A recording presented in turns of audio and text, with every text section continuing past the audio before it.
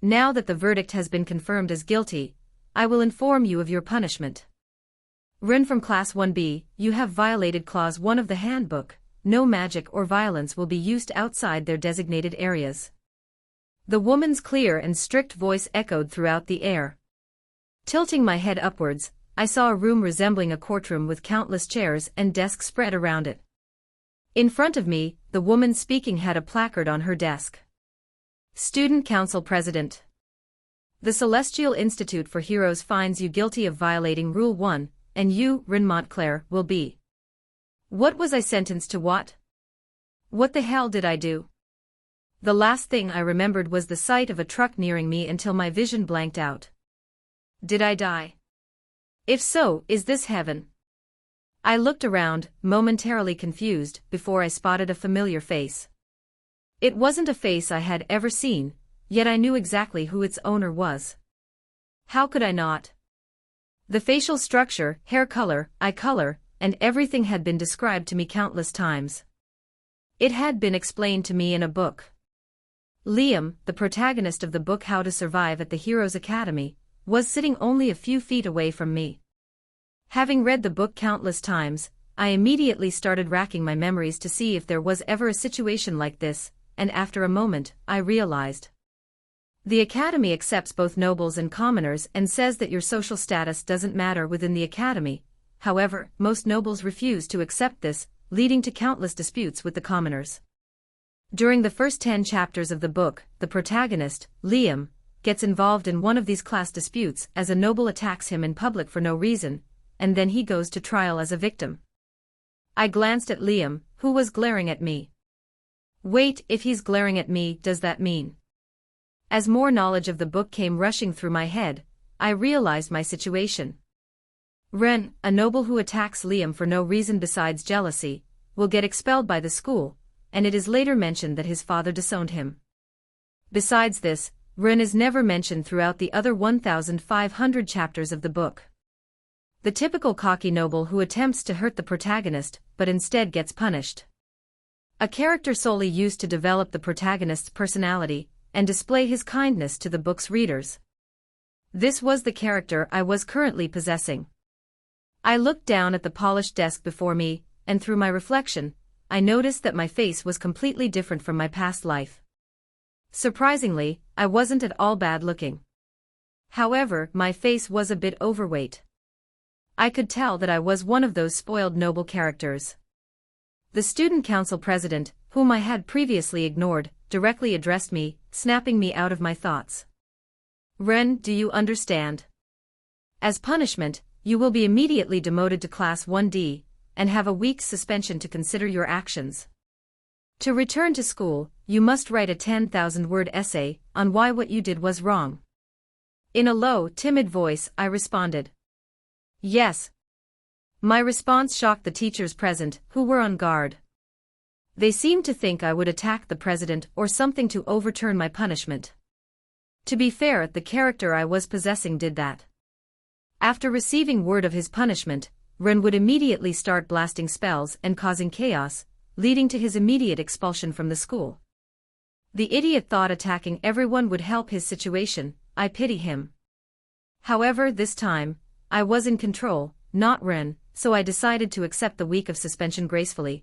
After all, why would I give up the opportunity to attend the most prestigious academy in the world? Surprised by my sudden change in attitude, the student council president stammered. Your suspension starts now, please pack up from the dormitory and leave within the hour. After that, she seemed to address the two students sitting on my right and left. Jean and Han. These two were so insignificant that their names weren't mentioned once in the novel. They were referred to as Ren's sidekicks. Zai. I scoffed. My situation was terrible as I reincarnated as a stupid antagonist instead of a primary cast member, but at least my noble status gave me money. Those two had nothing, and like the cliché, their only goal in life was to leech off me. Jean and Han, you two will be suspended for 3 days for collaborating with Ren on this act. After the student council president stopped speaking, I could hear spectators voice their complaints about how they could dare take a commoner's side. I mean, Ren did randomly attack him with no warning in the middle of the school, but I wasn't going to complain that people were supporting my actions. Hearing all the commotion, beside the student council president, another prominent figure from the story emerged, the school's principal. Her firm, strict voice reverberated throughout the room, immediately shutting all whispers.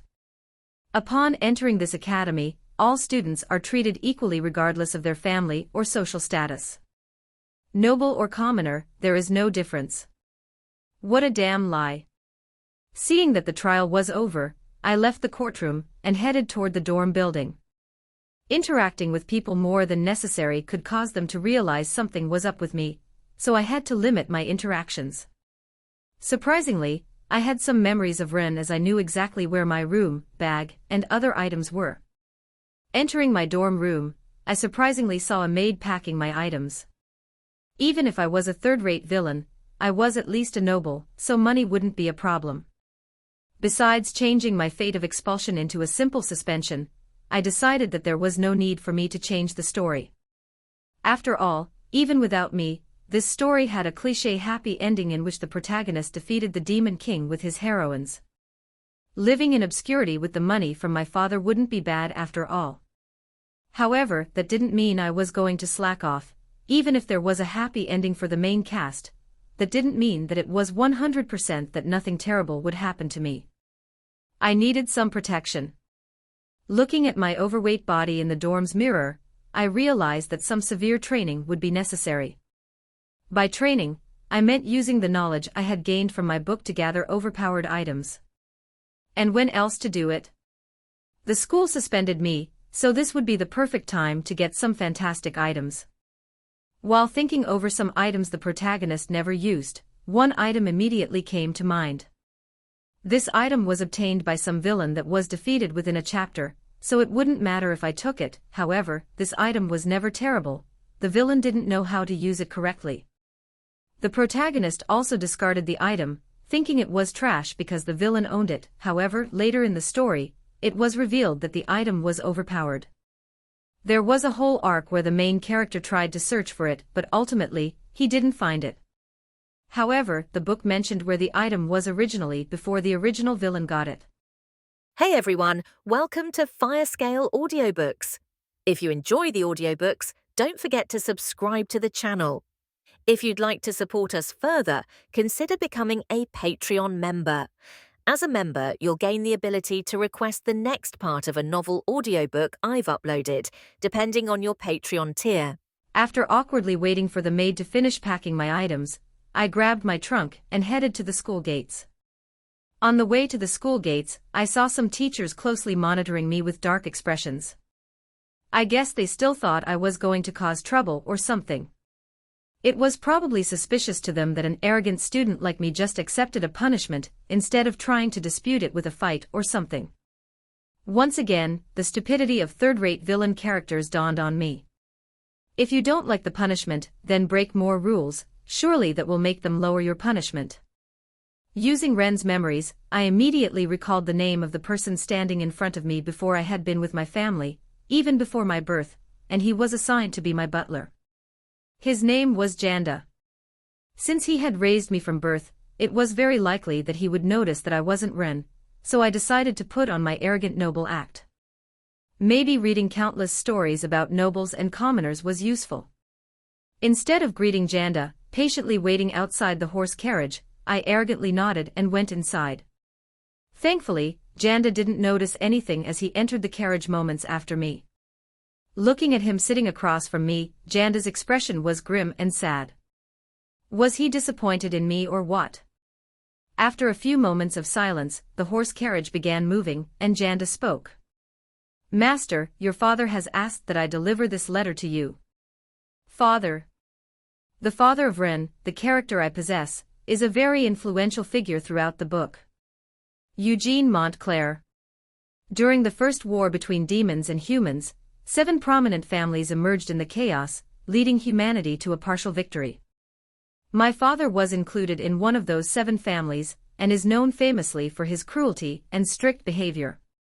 In the original story, after Ren is expelled from the school, Eugene goes so far as to disown his son, his blood. Eugene had taken everything away from his child just because of an expulsion at some school. However, that wasn't even the worst part. Eugene monitored the academy for talents worthy of joining his Knight Order, and to no one's surprise, Liam was the first person to catch his attention. From then on, Eugene personally mentored Liam to help him hone his talent, and even financially supported him through his school life. Yes, the same person who ignored and abandoned his genetic son gave up his precious time train, and honed some random person he met through the academy.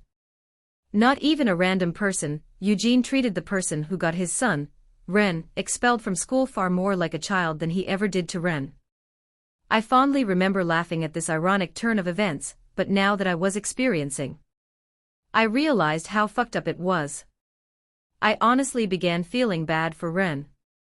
Imagine seeing your father spend the time you desperately craved with your arch-rival. Calming my nerves a bit, I opened up the letter from my father.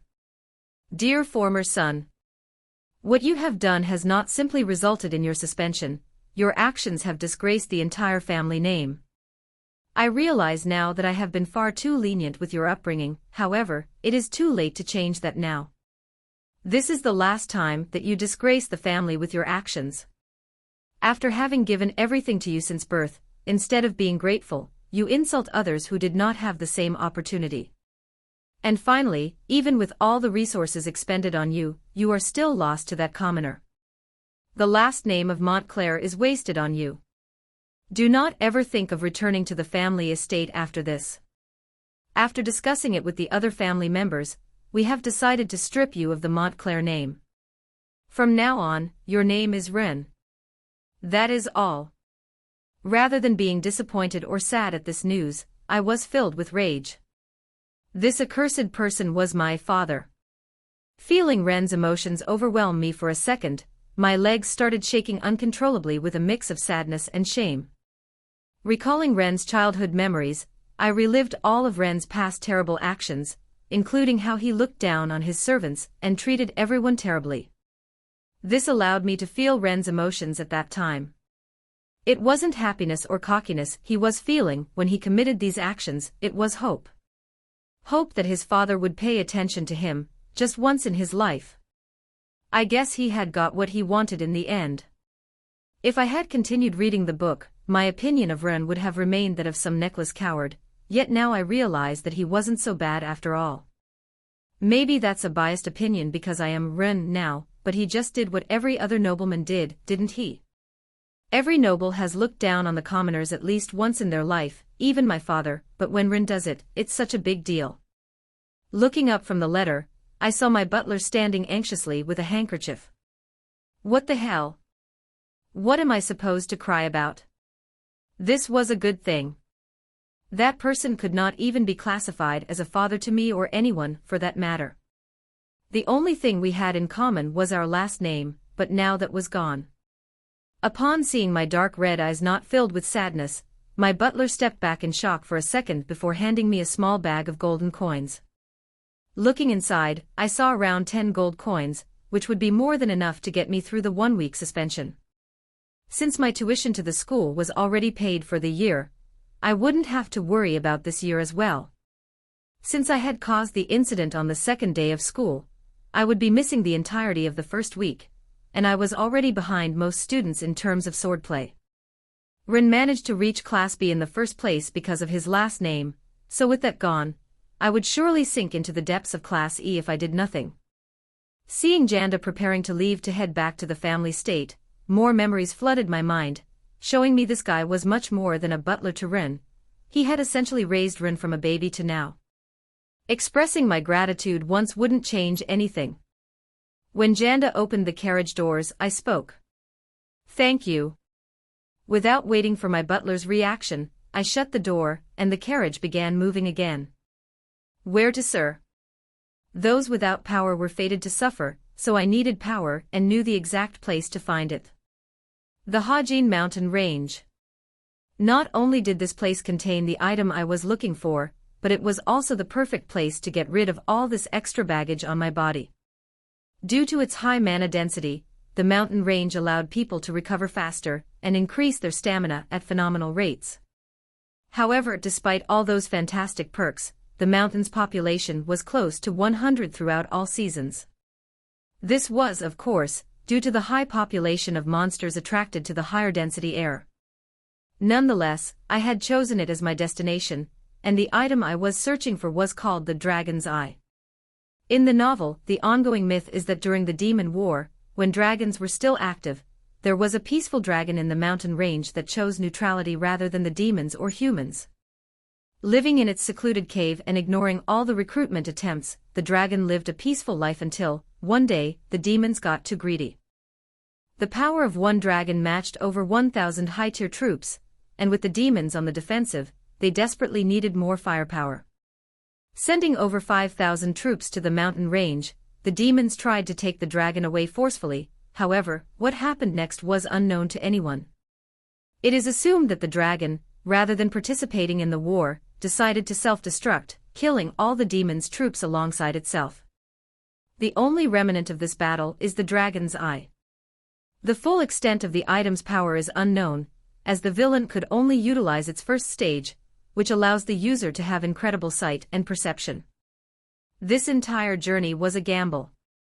If the item turned out to be shit, and the book was overhyping it, there would be no time for me to search for another item before returning to school. While I was considering taking an easier route and going for known overpowered items that the protagonist would obtain, I decided not to. Why would I purposely take away my greatest strength in this world, knowing the future? Sure, I could have all the overpowered items in the world, but knowing the future would be 10 times more valuable. Looking out of the carriage window, I saw the beautiful sun shining through the trees as it began to set, and peeking through the window of the carriage, the image of mountains that seemed to reach the sky entered my vision. However, before those mountains, a little town was set up at the mountain's base for travelers. After reaching the small town, I hopped off the carriage and gave the driver a gold coin. Looking at my meager balance, I wished I could return to earlier in the day when I thought money wouldn't be a problem. How was I supposed to know that my father would still disown me if I got suspended rather than expelled? Peering through my luggage, I realized I had nothing valuable besides some royal-looking clothes. Ensuring nobody was watching, I snuck into the forest surrounding the village and left my baggage there. If it got stolen, sure, it would be a hassle, but I wasn't willing to journey up the mountains with that heavy thing on my back. After re-entering the village, I immediately looked for a blacksmith. With the high population of monsters, I would need at least a weapon if anything happened. It wasn't like I could do much with the sword, even if a beast showed up, but having a false sense of security felt nice. I picked up each sword on the rack until I finally found one I could swing without sweating and hyperventilating. Upon reaching the academy again, I would have access to their expensive weapons arsenal, so I did not need to worry too much. Exchanging a gold coin for the sword, I took it and walked towards the mountain. Even if I had money to settle down in an inn, wasting all my gold coins would be stupid. The light in the sky was diminishing, and there was no way I would wander around a monster-infested mountain with no light, so I immediately began walking up the artificial trail that led up the hill. After reaching a decent height above the ground, the mana swarming into my body re-energized me momentarily as my muscles felt lighter. However, even with the mana, I could tell that this body was not meant for physical exercise, as sweat dropped from my forehead every time I moved. When I finally saw a small opening in the mountain that was too small to be called a cave, I veered off the path and took cover in the cave. Next, I moved some smaller rocks to partially block the cave's entrance so it would be safe from monsters. Recalling my memory, I realized that the most dangerous beasts in the range were the mountain tyrants. However, due to their large stature, a small cave like this would block their entrance. Besides that, the monster birds could enter the cave. However, I doubted that they would join me in such a secluded space. Taking off my jacket and scrunching it up to make a pillow, I finally relaxed and drifted off to sleep. Who would have thought, a noble sleeping in a cave in nowhere? The cold, rough floor and constant noise of things moving around me made it hard to sleep, but my exhaustion eventually saved me. I think Rin exercised more today than in the past year, and sadly, that wasn't a joke. Imagining what I would have to do tomorrow made me shudder. I would have to search every nook and cranny of each cave I came across to find the eye, and I would be constantly on edge due to the possible appearance of monsters everywhere. I wish that the book had mentioned more specifics about the location of items rather than just saying, he found the item in some cave located on the rightmost mountain of the Hajin range. Back at school, besides my situation with the protagonist, nothing was supposed to happen during the first week of school, so I wouldn't miss much. Upon waking up, I could feel my entire body aching from yesterday's exercise, but I didn't have time to waste. After doing some stretching exercises I had learned in my previous life, I put on my jacket again, and moved the rocks out of the way so I could leave.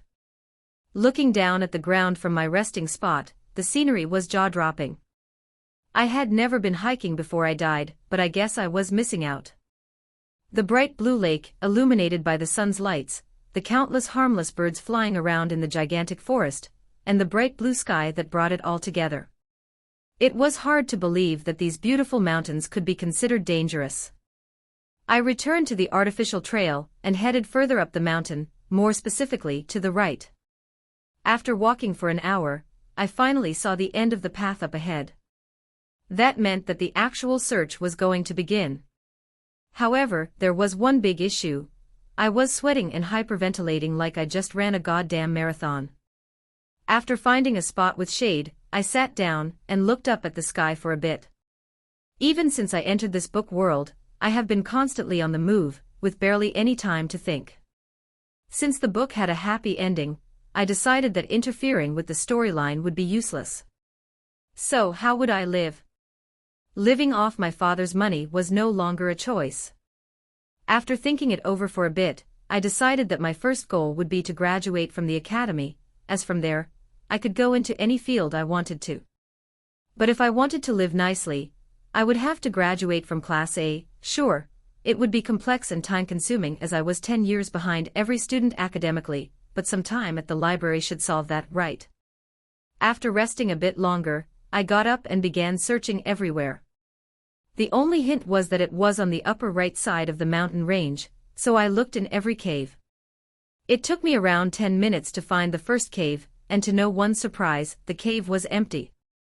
This is going to be a pain, isn't it? Why can't I be the damn protagonist who stumbles on whatever item he's looking for after 10 minutes of walking around? After searching 3 caves with no results, the light was already diminishing, so I entered one last cave for the day. Looking at the cave in front of me, I noticed a lot of noise coming from within. That could either mean there were a shit ton of monsters, and I would die, or it would mean the dragons I could be T-Dragon SLL, it's a 50-50 chance.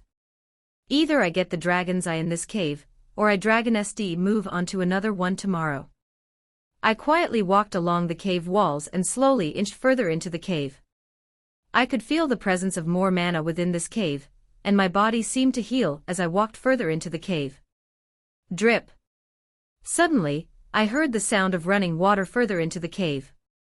Back in the village, I picked up most essentials, such as food and water. Still, I severely underestimated the amount of exercise I would be doing, so I was halfway through my rations on only the second day. I grabbed some empty water bottles from my pockets and walked closer to the sound, then I heard some footsteps, not regular footsteps.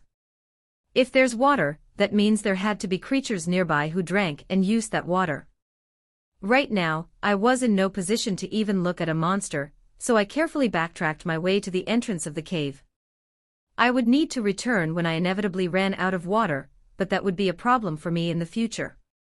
As the sun set, I headed back down the trail toward my spot from earlier. After some time looking around, I found the pebble path I had left behind to indicate my sleeping location. Exhausted, I collapsed onto the hole's cool, rough floor. Uncomfortable or not, I was happy that my legs finally got a break. After only a few minutes, I gave in to my exhaustion as I fell asleep. Tick. Tick. The sound of a clock ticking woke me up. What the hell, am I hallucinating now because I exercised too much? Focusing on my ears, I once again tried to hear the sound that woke me up, but to no avail, it was no longer there. Propping myself against the wall, I peered out of the spot's entrance and saw it was pitch black. Going outside to search right now would be a death, so I simply looked up at the dark sky. After a few minutes, my body started aching again, so I once again laid down on the floor. However, as soon as my head touched the cave floor, the clock ticking started playing again. Are the gods playing some trick on me? Is this funny to you higher beings? Is torturing a defenseless reincarnate some pastime for them? If so, it's working very well. Ignoring the clock's ticking sound, I closed my eyes and attempted to fall asleep, but the clock conveniently disrupted me every time I grew closer to falling asleep. I stood up again and attempted to find the source of the noise, but the cave was completely empty beside me. Returning my head to the floor, the sound of the clock ticking immediately reappeared. After taking and removing my head from the cave floor a couple of times, I realized that the sound could only be heard when my ears were close to the floor. Like an animal, I got down on all fours with my head touching the ground and followed the ticking sound. However, when the ticking sound got louder, and I noticed I was getting closer, my head bumped straight into the end of the cave. Somehow, it seemed like the sound source was inside the mountain. Right now, I was too far into this mystery to give up, so I placed my head on the wall that blocked me from going any deeper into the mountain, and sure enough, the ticking sound was even louder. Why the hell is there a clock inside this mountain? Placing my hand on the smooth surface of the wall, I tried to find a secret lever or something to open the wall, but this wasn't some spy movie, so nothing worked. Next, I formed a fist with my hand, and with all my strength, I punched the wall. However, the wall remained fine while my fist felt like it had just shattered into 1,000 pieces. This single wall inflicted more pain on me than the rest of the mountain within less than 10 minutes, the bump on my head and bruises on my fist. I angrily walked back to the cave's entrance, and since I could not sleep with that sound, I decided to stretch until the sun came up. I removed the rocks I had placed to block monsters from entering the cave and walked outside. Looking up at the sky, I saw a yellow half-crescent moon, and what seemed like 1,000,000 stars shining at night. Now, alongside hiking, stargazing was another thing added to my list of things to do if I ever returned to my original world. As I started stretching outside, I noticed a slight light coming from inside my sleeping cave. When I turned around and looked into the small cave, I saw the back wall shining. Not the entire cave, just that back wall seemed to shine. Then, the cave shook briefly, and a small opening was revealed at the bottom of the back wall. Was it the light? No, then it would have opened from the sun. Was it the moon? After glancing at the beautifully starry sky, I silently thanked it for ending my mystery. Staring at the small opening in the wall, I internally swore when I got my hands on that clock, shit was going to get real. Not only did it keep me up in the middle of the night, it also gave me 2 injuries. I crawled through the small opening in the wall, ignoring that my academy uniform was now essentially covered by dirt. If my father saw me in such a state, I wondered what he would think. He would probably go crazy and try to execute me for ruining his God-blessed family name. As I walked further into the secret cave, I noticed that I could hear the ticking sound even when my head wasn't on the floor. I no longer had to act like a wild animal trying to find food to hear the ticking sound. The secret cave path was not straight and level, it led me downwards, and there were turns and twists every 10 feet, which increased my suspicions. This cave definitely could not have been created by nature, it was far too unnatural. There was no way a naturally formed cave would suddenly turn right, left, and right again. So, did a man make this cave? How did he get that secret entrance to work? Even after reading over 1,500 chapters of the book, I had never heard of magic activated by the moon's light. Finally, I reached the end of the cave, and like in a horror movie, a pedestal sat awaiting me. On that pedestal was also a small golden orb, still emitting the ticking sound that had caused me so much pain. The pedestal resembled one at a museum. However, the orb was not protected by a red cushion. From all the horror movies I had watched, my instincts told me that the orb was terrible news. However, my curiosity got the best of me. Someone had made this cave, and this someone had left behind a golden orb. Was it the dragon's eye? Had I searched in the Dragon SG area, or was it some item never mentioned in the book?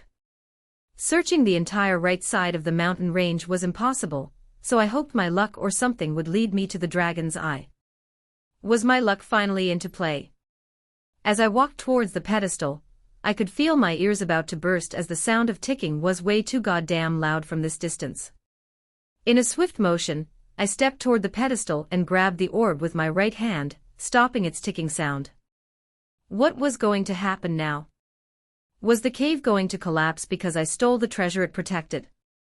Was some person going to come out of the orb, thank me for awakening them, and then kill me? However, none of that happened. The cave and my surroundings stayed precisely the same. Anticlimactic much? Looking at the orb in my right hand, I tried to recall the description of the dragon's eyes, Aragon. The book dragon mentioned nothing about its appearance except that it was a ball.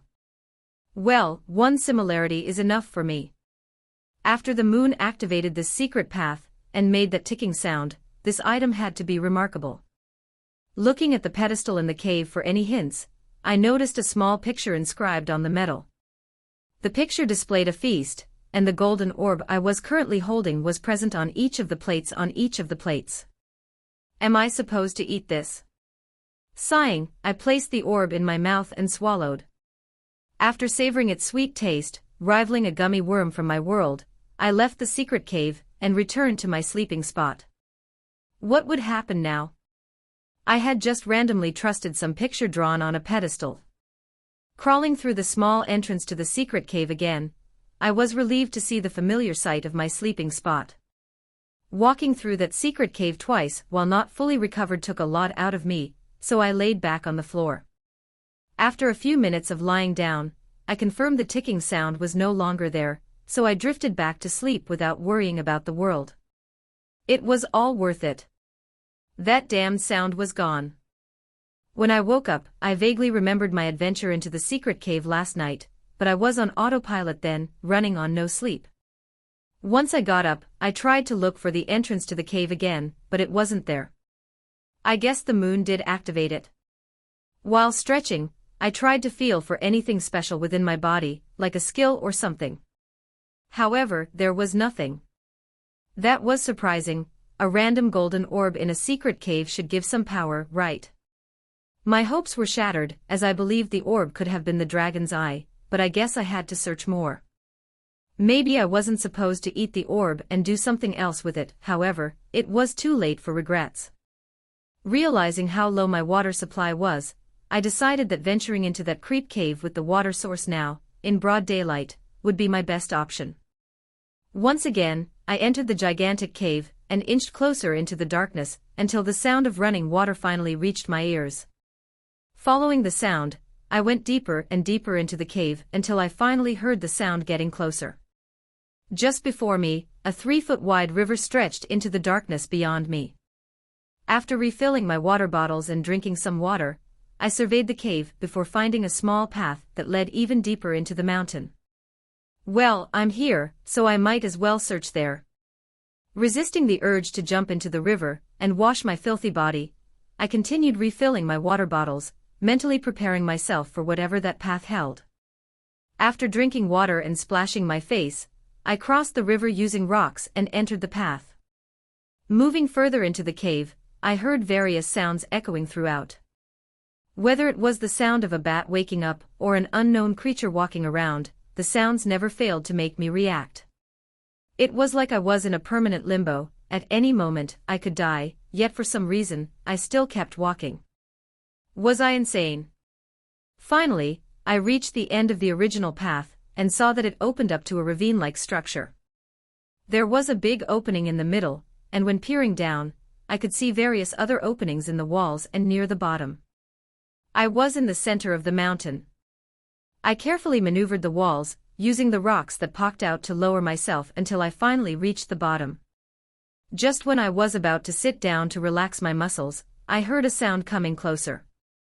It wasn't just a typical sound, something crashing down on the cave floor echoed throughout the cave. The footsteps of a monster. Guess you play stupid games, you get stupid prizes. I had played the game of luck and lost. Looking towards the source of the incoming steps, I realized that my only chance of escape would be to outmaneuver the monster and run into the exact opening where it came from. Climbing was not an option as it would be too slow. The beast could easily catch me, and there was no place for me to have a dinosaur-like figure approach from the cave, a mountain tyrant. The tyrant's weakness was its short arm span, however, in a small space like this, that weakness was nullified as its short arms still managed to reach the walls on both sides of the cave. I pulled my cheap sword out of its sheath and faced the mountain tyrant, waiting for a waiting tack. I had to get past the monster and run into that opening as fast as I could. It was like a game of Red Rover. I just had to get to the other side, but a guard prevented me from doing that. After a second, the tyrant adjusted to its surroundings and finally saw me. With incredible speed, the T-Rex-like figure darted at me. Since I somewhat knew its attack pattern from the book, I anticipated its initial attack would be a charge, so I dived out of the way. However, contrary to my expectations, the monster seemed to have some intelligence as, instead of continuing its charge, it stopped midway after seeing me dive. Immediately, it changed directions and started charging at my new location. I was vulnerable. I didn't have enough time to dive, enough space to dodge, or enough power to kill. Why was I even doing all this? This power shit and survival, why did I even come to the cave? I could have stayed in the inn until my suspension, and lived at the school comfortably until my expulsion. I just had to act like some protagonist by jumping into dangerous situations without thinking, right? Well, this situation woke me up. I wasn't some protagonist with insane luck, I was a third-rate villain. Looking at the tyrant nearing, I felt a sense of serenity wash over me.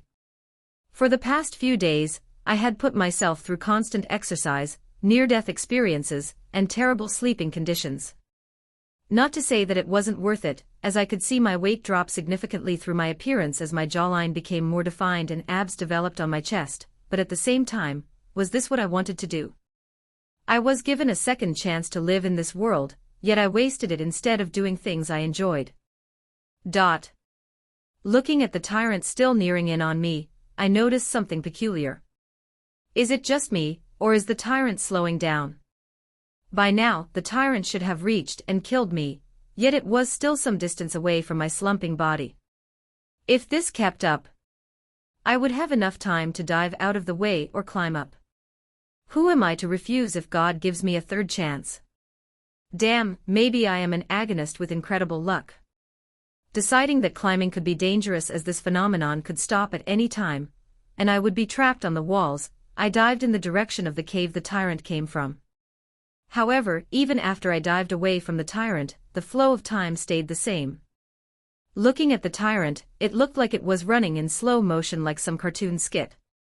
By now, the monster had noticed my location change, so it again changed directions. However, my speed far surpassed the beast. For every second in the monster's eyes, 5 seconds passed in my time, so even with my horrendous stats, I was faster than it. I ran full speed around the monster, who could not react in time, and quickly swung my sword into its right leg. Tearing it out, I proceeded to do the same to its left leg. The monster collapsed to the ground, unable to hold. Whatever change occurred during that time seemed to stop, as the monster's arms and mouth began moving again at their original speed. But it was too late. The beast could not retaliate or dodge my incoming attacks, as it was immobilized entirely. Without any hesitation or mercy, I stabbed at the monster's body, ignoring its groans of pain until the beast became a corpse. Looking at the monster lying lifeless, I immediately started climbing back to the cave exit. After that experience, there was no way in hell that I would continue exploring this cave. Sure, I took on one of them, but there were probably over 100 more lurking around in this big cave. I had been given a third chance, but thinking a fourth chance would come would most likely be a mistake. After scaling the walls and reaching my original path, I soon returned to the river where I had gotten my water. I noticed that my hands were somewhat dirty due to all the rocks I touched when climbing, so I leaned down to wash them in the river. Inadvertently, I also saw the reflection of my face in the river. My right eye, which was originally red, was golden. However, that quickly escaped my mind as, through looking at my reflection, I realized that the same eye was leaking blood. I quickly placed my hand near my right eye before returning it to my line of sight. It was completely drenched in blood. How the hell did I manage for this long without realizing it? Where the hell is the pain? I looked like Zuko from Avatar, The Last Airbender, as the right side of my face was blood red. Using the water from the river, I cleansed my face and thankfully, no more blood flowed out. After my face and hands were clean, I inspected the color of my right eye again. It was golden. Do you know whose right eye was also golden? The villain owner of the dragon's eyes. I guessed that golden orb was it. Also, with all that fear out of my mind, I remembered that the slowing of time earlier was probably related to the dragon eye's first stage. But something still didn't make sense. Why did it activate then and not earlier? If it had been activated earlier, I would have never continued searching the mountain, and would have headed back down it. I wasn't complaining as it saved my life, but I was curious. After all, what use was the item to me if it only activated when it wanted to? After a moment, I looked at the reflection again, and my right eye was back to red. The mysteries kept on piling up. After I went this far to obtain the item, I would be damned if I didn't make use of it. Bracing myself, I cleared my mind of all emotions and focused solely on my right eye. I could feel a subtle change in my right eye, like how more blood flowed towards it, so I looked into the reflection again. My eye was golden again.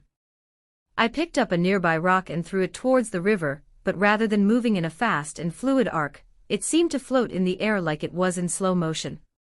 Just when I was about to test the passage of time more, I felt a sudden urge of pain swelling in my right eye. It felt like my eye was about to implode from all the pressure. After removing my brain's focus from my right eye, the pain stopped, but I still felt a weird tingling feeling. After looking in the river again, I noticed that besides my eye color being back to red, more blood appeared near my right eye. It seemed that using the ability for a prolonged period would lead to blood escaping through my right eye. Though at first it may not seem like a bad penalty, without blood, my body is unable to operate, so using the ability for an extended period would lead to my death. Even using it for a short period could lead to significant blood loss, making it so I would lose access to some parts of my body.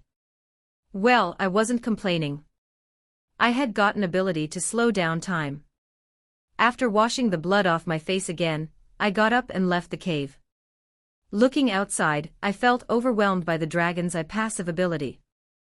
I could see every little movement, people moving around in the village below, birds flying through the air over 100 feet away, and rocks falling down the mountain. It was like my eyes could perceive every single thing in my area. Why was the increased perception and vision mentioned as the item's ability, but not the ability to slow down time literally? I feel sick, getting used to this will take a while. Ignoring my urge to puke, I headed back down the mountain to my sleeping spot. After resting for a bit, I spent an hour running around my mountain area to increase my stamina and speed. Although I could quickly check my progress by viewing my system menu, I decided against it. I didn't think I could run for 5 hours just to see my speed stat increase by 0.1. For the next 3 days, I did nothing but lounge around all day in the cave. Simply looking out into the forest below and enjoying the view from the mountain was enough for me. I had accomplished my goal for the trip, so the rest of this time was basically a vacation for me, well, a vacation in a small hole on a monster-infested mountain. However, the academy would be different. Rather than living in some cave like a bum, I would get a luxurious room with a shower, a proper gym, and fantastic cafeteria food, a shower. Oh, how I've missed them.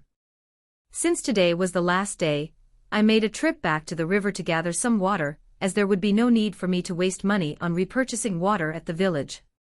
Entering the cave felt surreal. Unlike last time, when every corner was shrouded in danger, I could see everything there. Despite the cave's complete darkness, nothing escaped my vision. I could see bats resting above me, uneven rocks on the walls, and the dark brown walls. It was like I had night vision.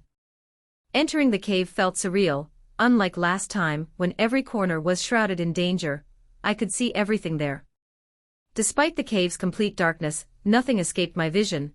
I could see bats resting above me, uneven rocks on the walls, and the dark brown walls. It was like I had night vision. It wasn't like everything was bright to me. It was just that my eyes could see through the darkness. A bow user would probably die to get an ability like this, as they can easily see their enemies miles before they arrive, but here I was, using them to admire the beauty of the cave. After reaching the river, I once again refilled my water bottles. Looking at the path I had taken previously with my new power, I could see the ravine from my spot near the river. Rather than feeling some fear or anger toward the path for almost leading me to my death, I felt at peace or ease. If I hadn't gone there, would my eye have ever activated? Would I have given up on getting stronger? Would I have taken a different route since I didn't even find out I had the dragon's eye? Looking at my reflection in the water, I could see a significant difference in my appearance. Rather than looking like some fat, chubby, spoiled noble kid, my jawline was more defined, and my stomach was somewhat toned. My skin was paler as my primary food source was berries, which I found while searching. On Earth, it would have taken at least 6 months to lose weight and see this big of a change, yet here, I had accomplished the feat in a week. I guess there are some perks to being transferred to a magic world. Looking at Ren's reflection in the river water, a sudden thought popped into my head. What would the original Ren be doing now? Was he in my body on Earth, and we got magically exchanged, or was he just dead?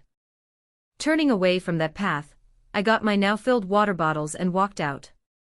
I wish I could say that I returned from the cave a Newman or something cliché like that, but besides losing some weight and getting a bit stronger, I still only had one wish, a nice steaming hot shower. Before I stepped down from the mountain, I decided it was finally time to check my stats menu.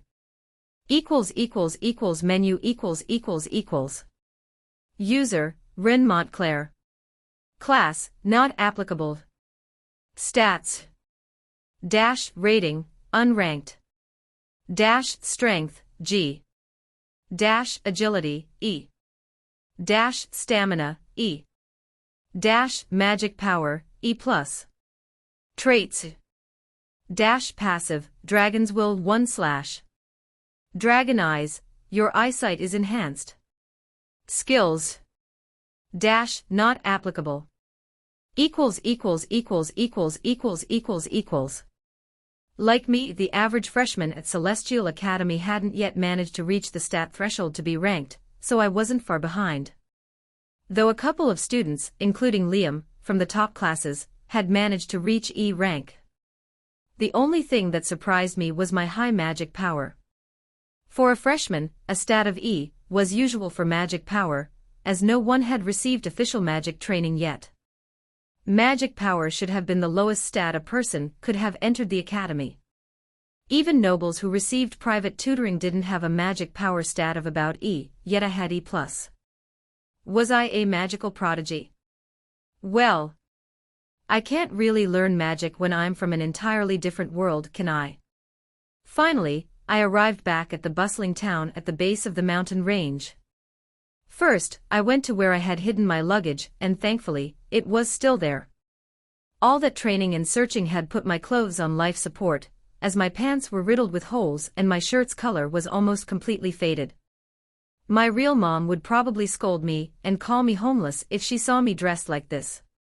After ensuring nobody was around me, I awkwardly removed my clothes and changed into the academy uniform inside my bag.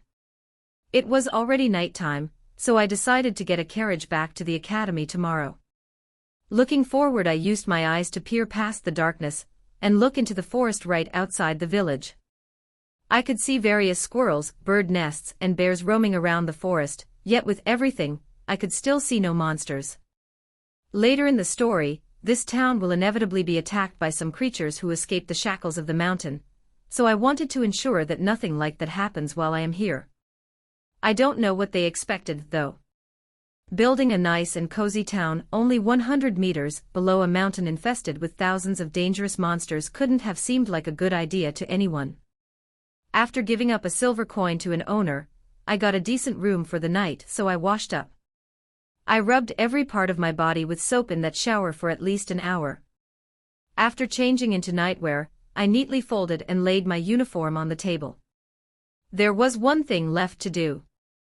The thing I dreaded the most and the thing I went to do at the very end. One could say that this task was much more complex and worse than searching for the dragon's eye. Writing an apology essay. How the hell was I supposed to start this? I made a severe and continuous lapse in my judgment, and I don't expect to be forgiven. I'm here to apologize. No, what the hell? This isn't some YouTube apology. After 10 more minutes of procrastinating and thinking, I finally started writing. The wording or sentence structure didn't matter, all that mattered was that my apology was genuine. However, how could my apology be genuine when I was innocent? This wasn't me, this was Ren. I probably sounded like a maniac to the people living in the rooms next to me. Instead of apologizing, I just used fancy words and long sentences until I finally reached the word minimum. The student council, reading my apology, would probably give up after reading the first sentence.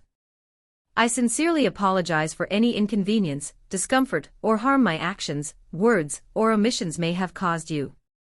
I imagined their faces while reading the paper.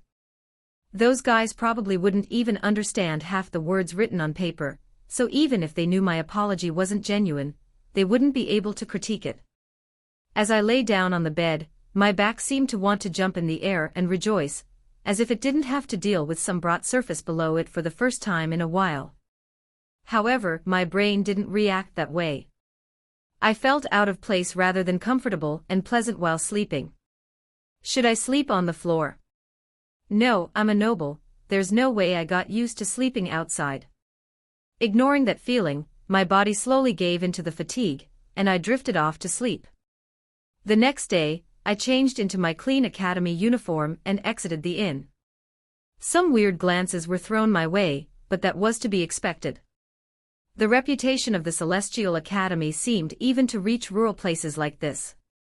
After waiting at the village entrance, I finally saw an empty carriage, so I walked up to the man and tossed him a gold coin. His shocked expression at receiving such money quickly disappeared when he looked at my uniform and face.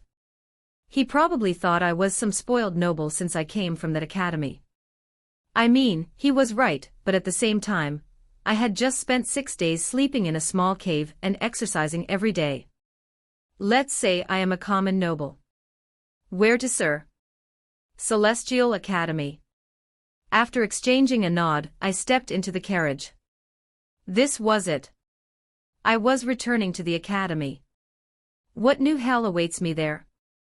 Only after around 5 hours did I arrive back at the town near the academy. The academy was put on an artificial island off the town's shore, essentially its world. There was only one way in and out of the academy, so one would think that the security would be top-notch. The reason for this excessive security is the existence of jinns, humans who sign contracts with demons, tainting their souls, and in the place of demons, these humans commit heinous acts. With all this security, one would think the academy would be safe from these people. However, reading the book, I could not count the number of times a jinn infiltrated the academy as a teacher or student. Looking outside my carriage, I saw some sunlight left, so I explored the town a bit before re-entering the academy. Since Celestial Academy was closed off to the outside world, once I went inside, I wouldn't be able to leave unless it was for a club trip, so I decided to savor my freedom outside for the time being.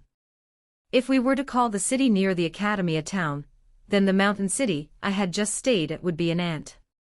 Its population was almost 10 times greater, and I could see stores, inns, merchants, and restaurants at every corner.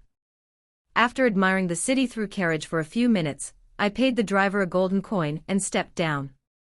Various sounds immediately entered my ears as I exited the carriage and stepped foot into the bustling street of the capital city. As I walked around, checking out every store, one finally got my attention. It was a simple antique shop rather than some new shop I had never seen on Earth or some shop that coercicted every Earth learned in my world. One item inside the antique shop specifically caught my attention, a pair of wired earbuds hanging from the shop's display window. Did this world have music? Though mine was confiscated after the incident, the academy gave every student a communication device that resembled an iPhone. You could download apps to communicate with friends, play games, buy items, and search for things on the web. It wasn't surprising, as this world was precisely the same as mine, except nobles and magic existed. Those may seem like two huge differences, but besides some cities seeming more medieval, and without democracy, everything else stayed the same. One big difference was that countries did not exist. Instead of several countries that contained humans, one kingdom ruled over all the humans in this world. This kingdom was, of course, owned by the royal family. Also, rather than humans being enemies to each other, our enemies were the monsters and secret organizations of jinns that roamed the world. Of course, though, with magic existing, this world was far more advanced than Earth, as things like mana gates existed so that you could travel thousands of miles within seconds. As a student at the academy, these warp gates were available to me. However, due to their enormous cost, they were only put in significant cities, so I was forced to travel by carriage to the mountain-based town. Speaking of traveling by carriage, one thing about this world bothered me. How the hell can they build warp gates but not figure out how to invent a car? Seeing the earbuds in the store's windows piqued my curiosity. Did my favorite artists from Earth exist in this world? As the bell rang, signifying my entrance, I immediately went to the windowsill and grabbed the earbuds. Only one pair seemed to be available in the store, but that made sense as most people probably used wireless earbuds or headphones. After looking around the small store a bit longer, I found other things I recognized, like a drone and chargers. I also picked up a black sweater from the shop to cover my school blazer. Even though the area was crowded, I still got some weird glances because of my blazer, and I didn't want to draw any unnecessary attention. Next, I decided to go to a shop to buy a phone, as even if the school gave us one, it probably blocked some stuff. Only 2 blocks from the antique store, I found a store that seemed to sell electronics. As I neared the entrance, the doors opened automatically, and a drone with a robotic voice greeted me. Please ask me anything if you need assistance. Looking around the store, I realized there were smartwatches instead of phones. I put one on to test it, and as soon as I clicked the small screen on the smartwatch, a big holographic screen appeared in front of me. They can do this, but not a damn car. After paying 3 gold coins for the most advanced smartwatch, I realized the sunlight was fading, so I decided to drop off my stuff at the academy and sleep. Walking towards the academy's gates, I realized the streets were empty. Although it seemed suspicious, it did make sense as there was no reason to come to this area, unless you were entering the academy. As I was configuring my smartwatch and figuring out how to use it, a loud feminine voice appeared in the alleyway near me. Help! Peering into the alleyway, I saw a group of 4 girls, similar age to me, slowly backing away from a vast muscular man. Taking another glance at the guy, I immediately noticed the bright red horns on his head. A djinn? As I turned around to continue walking down the street, I heard the burly man behind me scream. And who the hell do you think you are?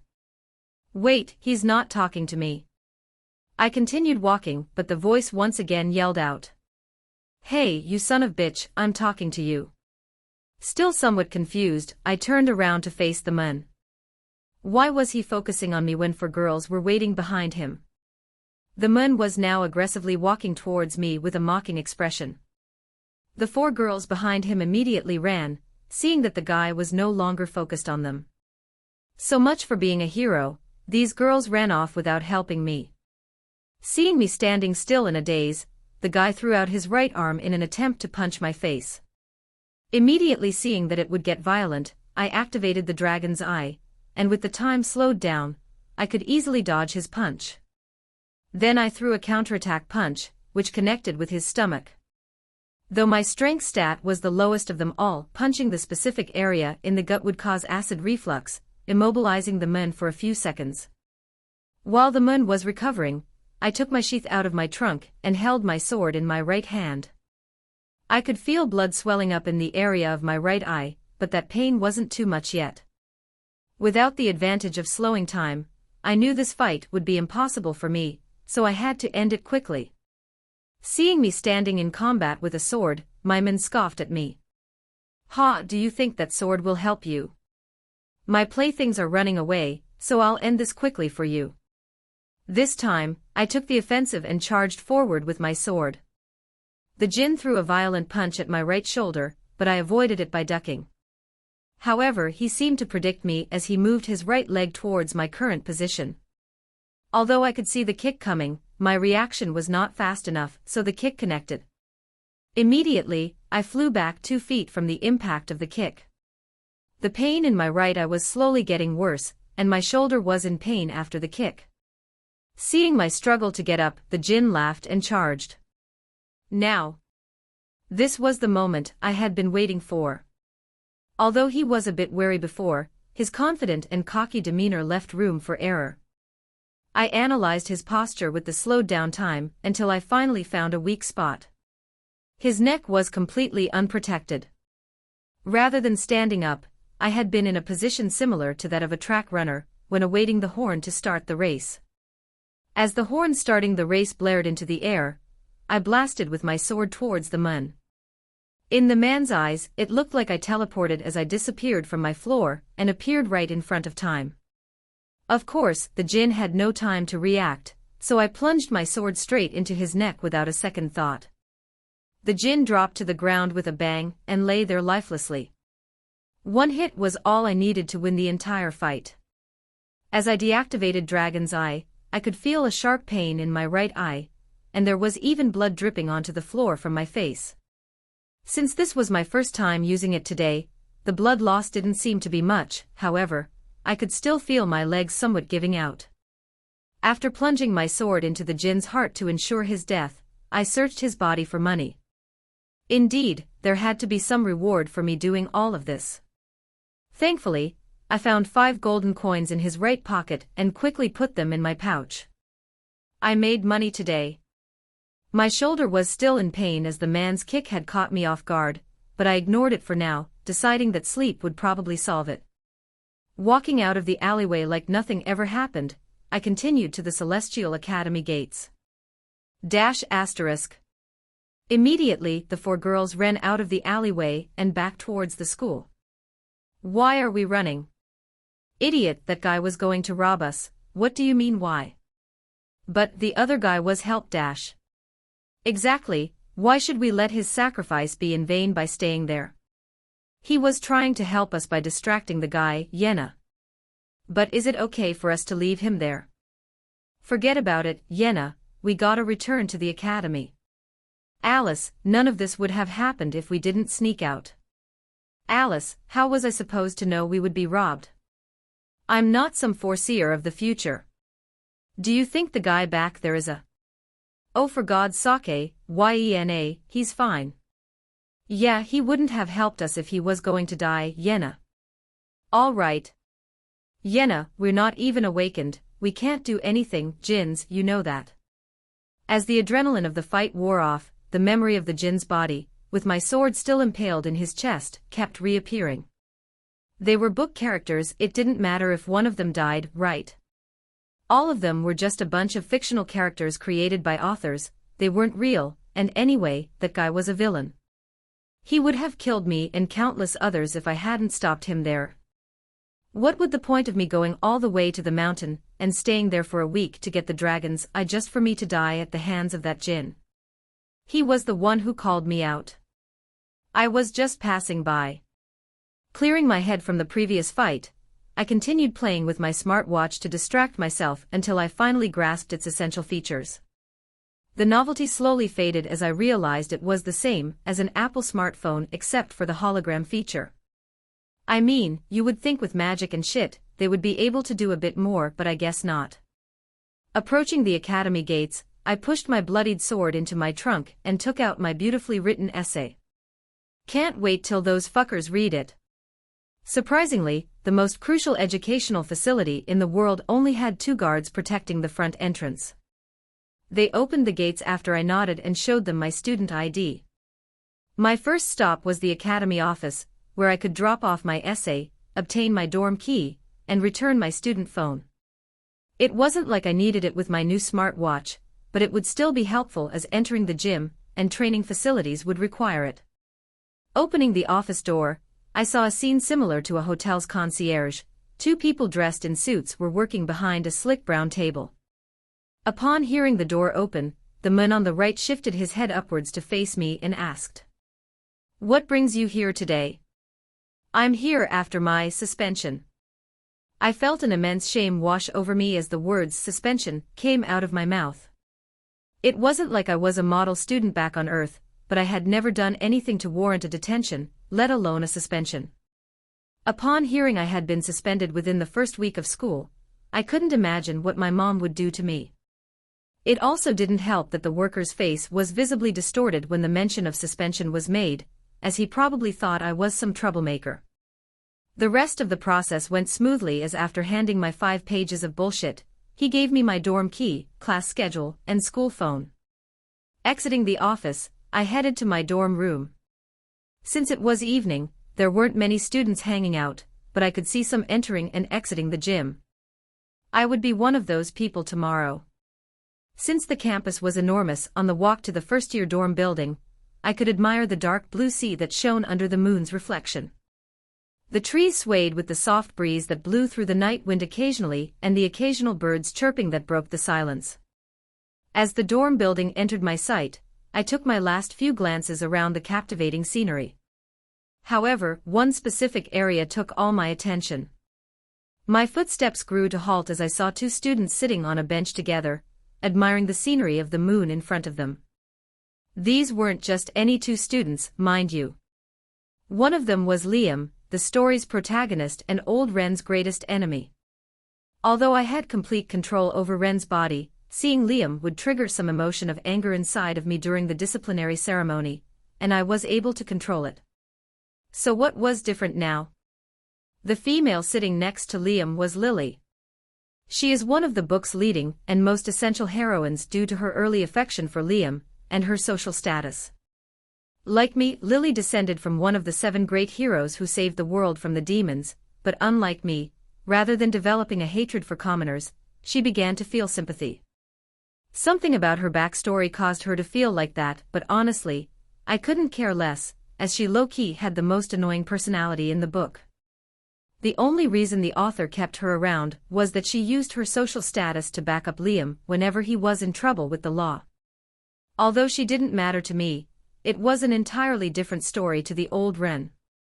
Even dumbass like Ren had their reasons for causing trouble, so what was Ren's reason for attacking Liam?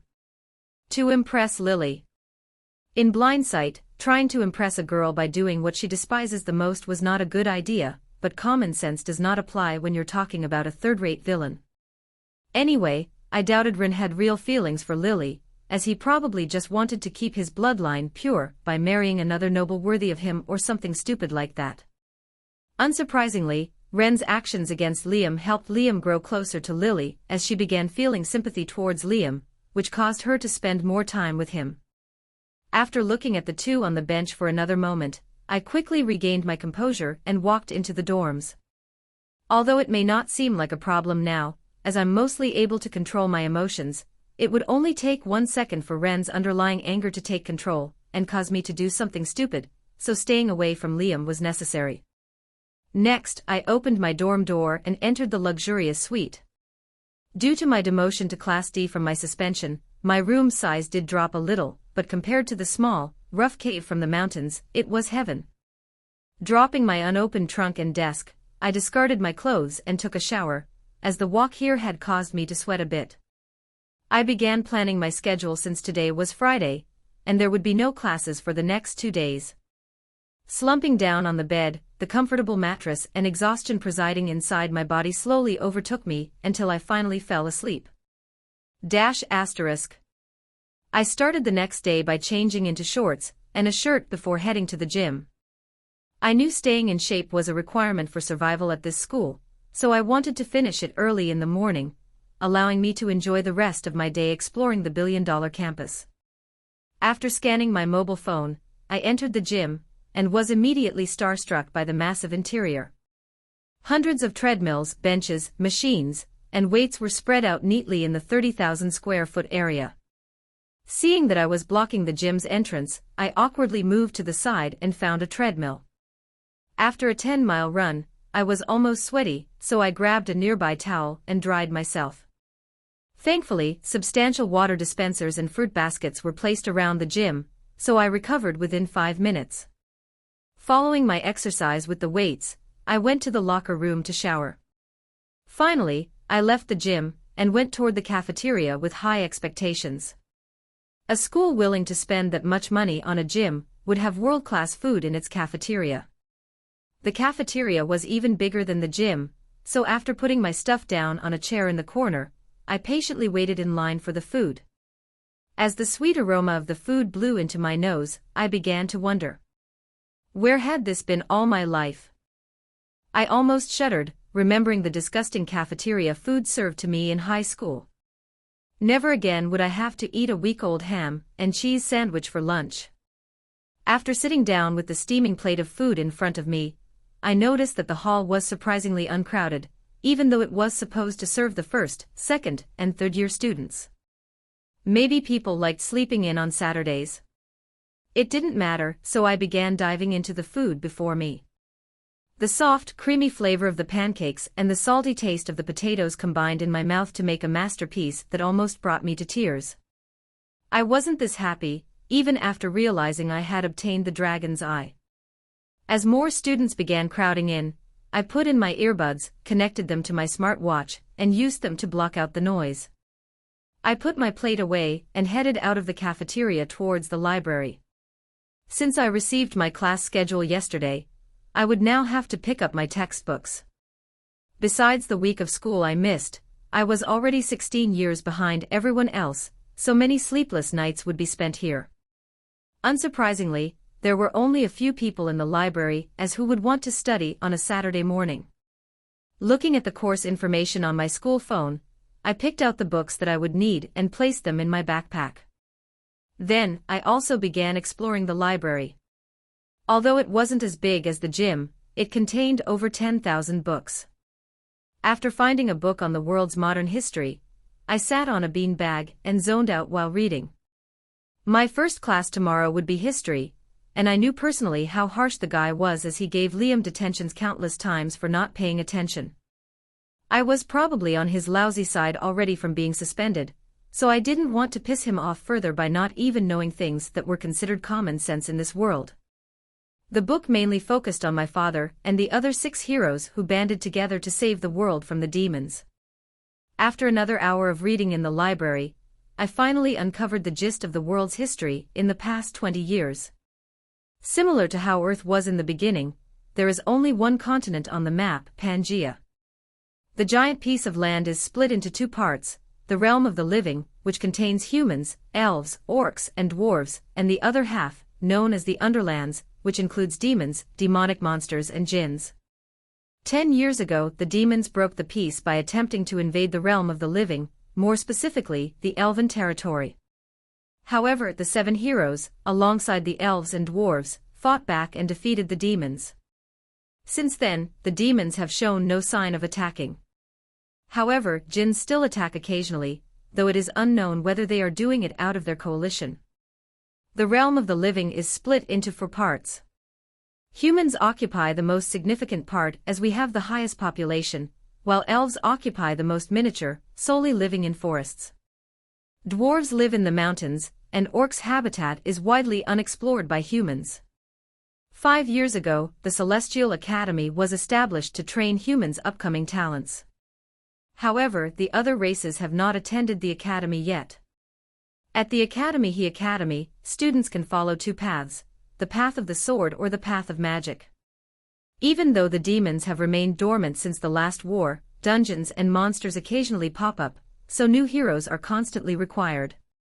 The Celestial Academy, being the best training institute for these heroes, is widely respected and known. After reaching a certain age, a status window with your stats becomes visible to all those selected as heroes, or around 50% of the population. You aren't immediately given a rank, you must meet the stats threshold before being assigned the lowest rank, E-. Getting up from my library seat, I returned to my dorm room to rest. The following day, I headed back towards the gym for a workout. After grabbing some breakfast from the cafeteria, and heading back to my dorm for a shower, I decided to check my stats, and to my surprise, it seemed I had reached the threshold for E-. It wasn't surprising, considering I spent a week training in the mountain range, but I felt somewhat depressed when I saw my overall stats. Menu User, Rin Montclair. Class, not applicable. After another hour of reading in the library, I finally uncovered the gist of the world's history in the past 20 years. Similar to how Earth was in the beginning, there is only one continent on the map, Pangaea. The giant piece of land is split into two parts, the realm of the living, which contains humans, elves, orcs, and dwarves, and the other half, known as the Underlands, which includes demons, demonic monsters, and jinns. 10 years ago, the demons broke the peace by attempting to invade the realm of the living, more specifically, the elven territory. However, the 7 heroes, alongside the elves and dwarves, fought back and defeated the demons. Since then, the demons have shown no sign of attacking. However, jinns still attack occasionally, though it is unknown whether they are doing it out of their coalition. The realm of the living is split into 4 parts. Humans occupy the most significant part as we have the highest population, while elves occupy the most miniature, solely living in forests. Dwarves live in the mountains, and orcs' habitat is widely unexplored by humans. 5 years ago, the Celestial Academy was established to train humans' upcoming talents. However, the other races have not attended the academy yet. At the Academy, students can follow 2 paths, the path of the sword or the path of magic. Even though the demons have remained dormant since the last war, dungeons and monsters occasionally pop up, so new heroes are constantly required. The Celestial Academy, being the best training institute for these heroes, is widely respected and known. After reaching a certain age, a status window with your stats becomes visible to all those selected as heroes, or around 50% of the population. You aren't immediately given a rank, you must meet the stats threshold before being assigned the lowest rank, E-. Getting up from my library seat, I returned to my dorm room to rest. The following day, I headed back towards the gym for a workout. After grabbing some breakfast from the cafeteria, and heading back to my dorm for a shower, I decided to check my stats, and to my surprise, it seemed I had reached the threshold for E-. It wasn't surprising, considering I spent a week training in the mountain range, but I felt somewhat depressed when I saw my overall stats. Menu User, Rin Montclair. Class, not applicable. Stats. Rating, E. Strength, G. Agility, E. Stamina, E. Magic power, E+. Luck, GS conditional A. Intelligence, G+. Charm, G+. Traits. Passive, Dragon's Will 1/. Dragon Eyes, your eyesight is enhanced. Skills. Not applicable. In the book's last chapter, Liam has a fully maxed out menu with S+ stats, so looking at my abysmal stats brought on a sense of dread. On the other hand, something that completely surprised me was my intelligence stat. Why was it so low? I knew I was new to the world and didn't know anything, but wasn't giving me less than E too much. I sighed, recalling the hundreds of hours I spent studying in high school. Where did that all get me now? An average student shouldn't be worried about their safety as they attend Celestial Academy, so the security was top-notch. However, as an avid reader, I knew the security was a joke. Honestly, at one point in the story, I was convinced that there were more jinn spies within the school than actual students. That was the only way it made sense. 10 jinn attacks in 1 year. Right angles I. I mean, you can't blame the school because the protagonist will draw good or bad attention wherever he goes, but 10 attacks in 1 year displayed that the school wasn't even fucking trying. Looking at my luck stat, I was partially conflicted. It meant I had either excellent or bad luck with no in-between. However, luck was the only invariable stat, so there was no use in complaining about it. The rest of Sunday passed uneventfully. I spent most of my time rotting in my bed, occasionally heading outside to eat.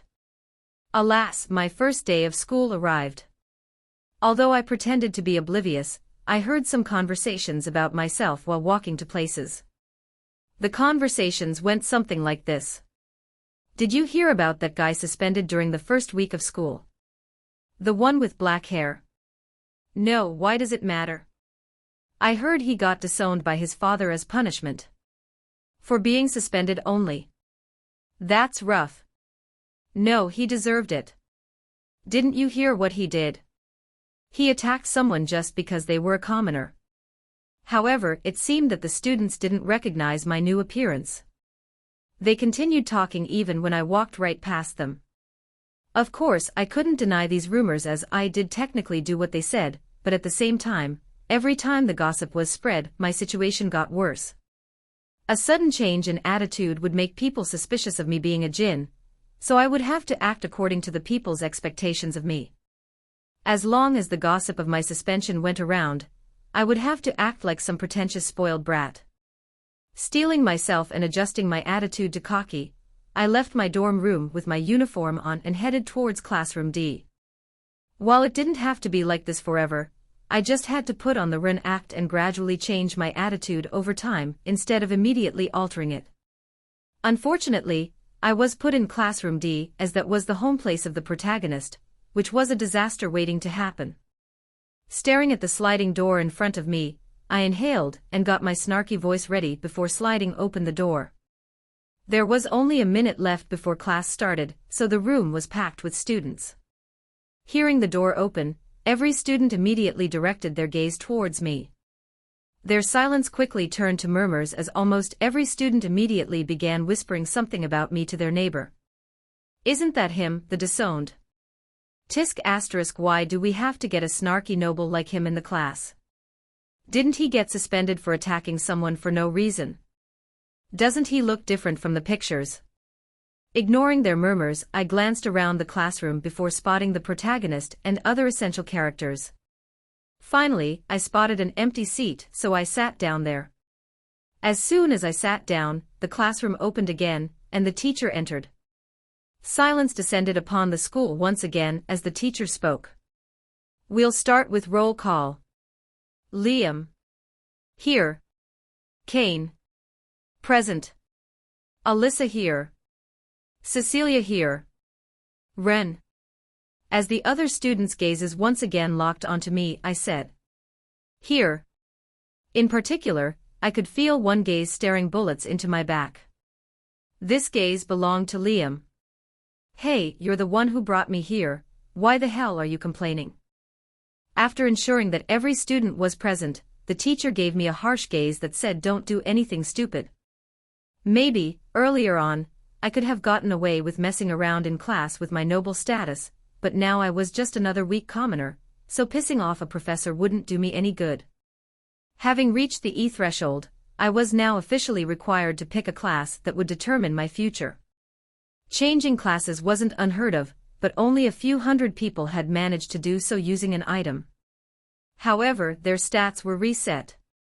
The system would prompt you to enter your choice within a week of being ranked, so time was of the essence. The obvious choice here was to become a swordsman, as I had already picked up a sword from the facility and practiced with it during my week-long stint in the mountains. However, the main character is also a swordsman. This means it would be impossible for me to obtain most of the class's overpowered items. The plot would change if I stunted the protagonist's growth by doing that. Besides swordsman, there were a couple of classes related to magic abilities. However, as a newly reincarnated person without knowledge of how magic worked, that would be a terrible choice. My high magic power stat wasn't seeming too good now. Bang! The sound of a fist violently slamming down on the desk echoed throughout the classroom, and snapped me out of my thoughts. Of course, our professor was the source of this noise. Pay attention, Class D.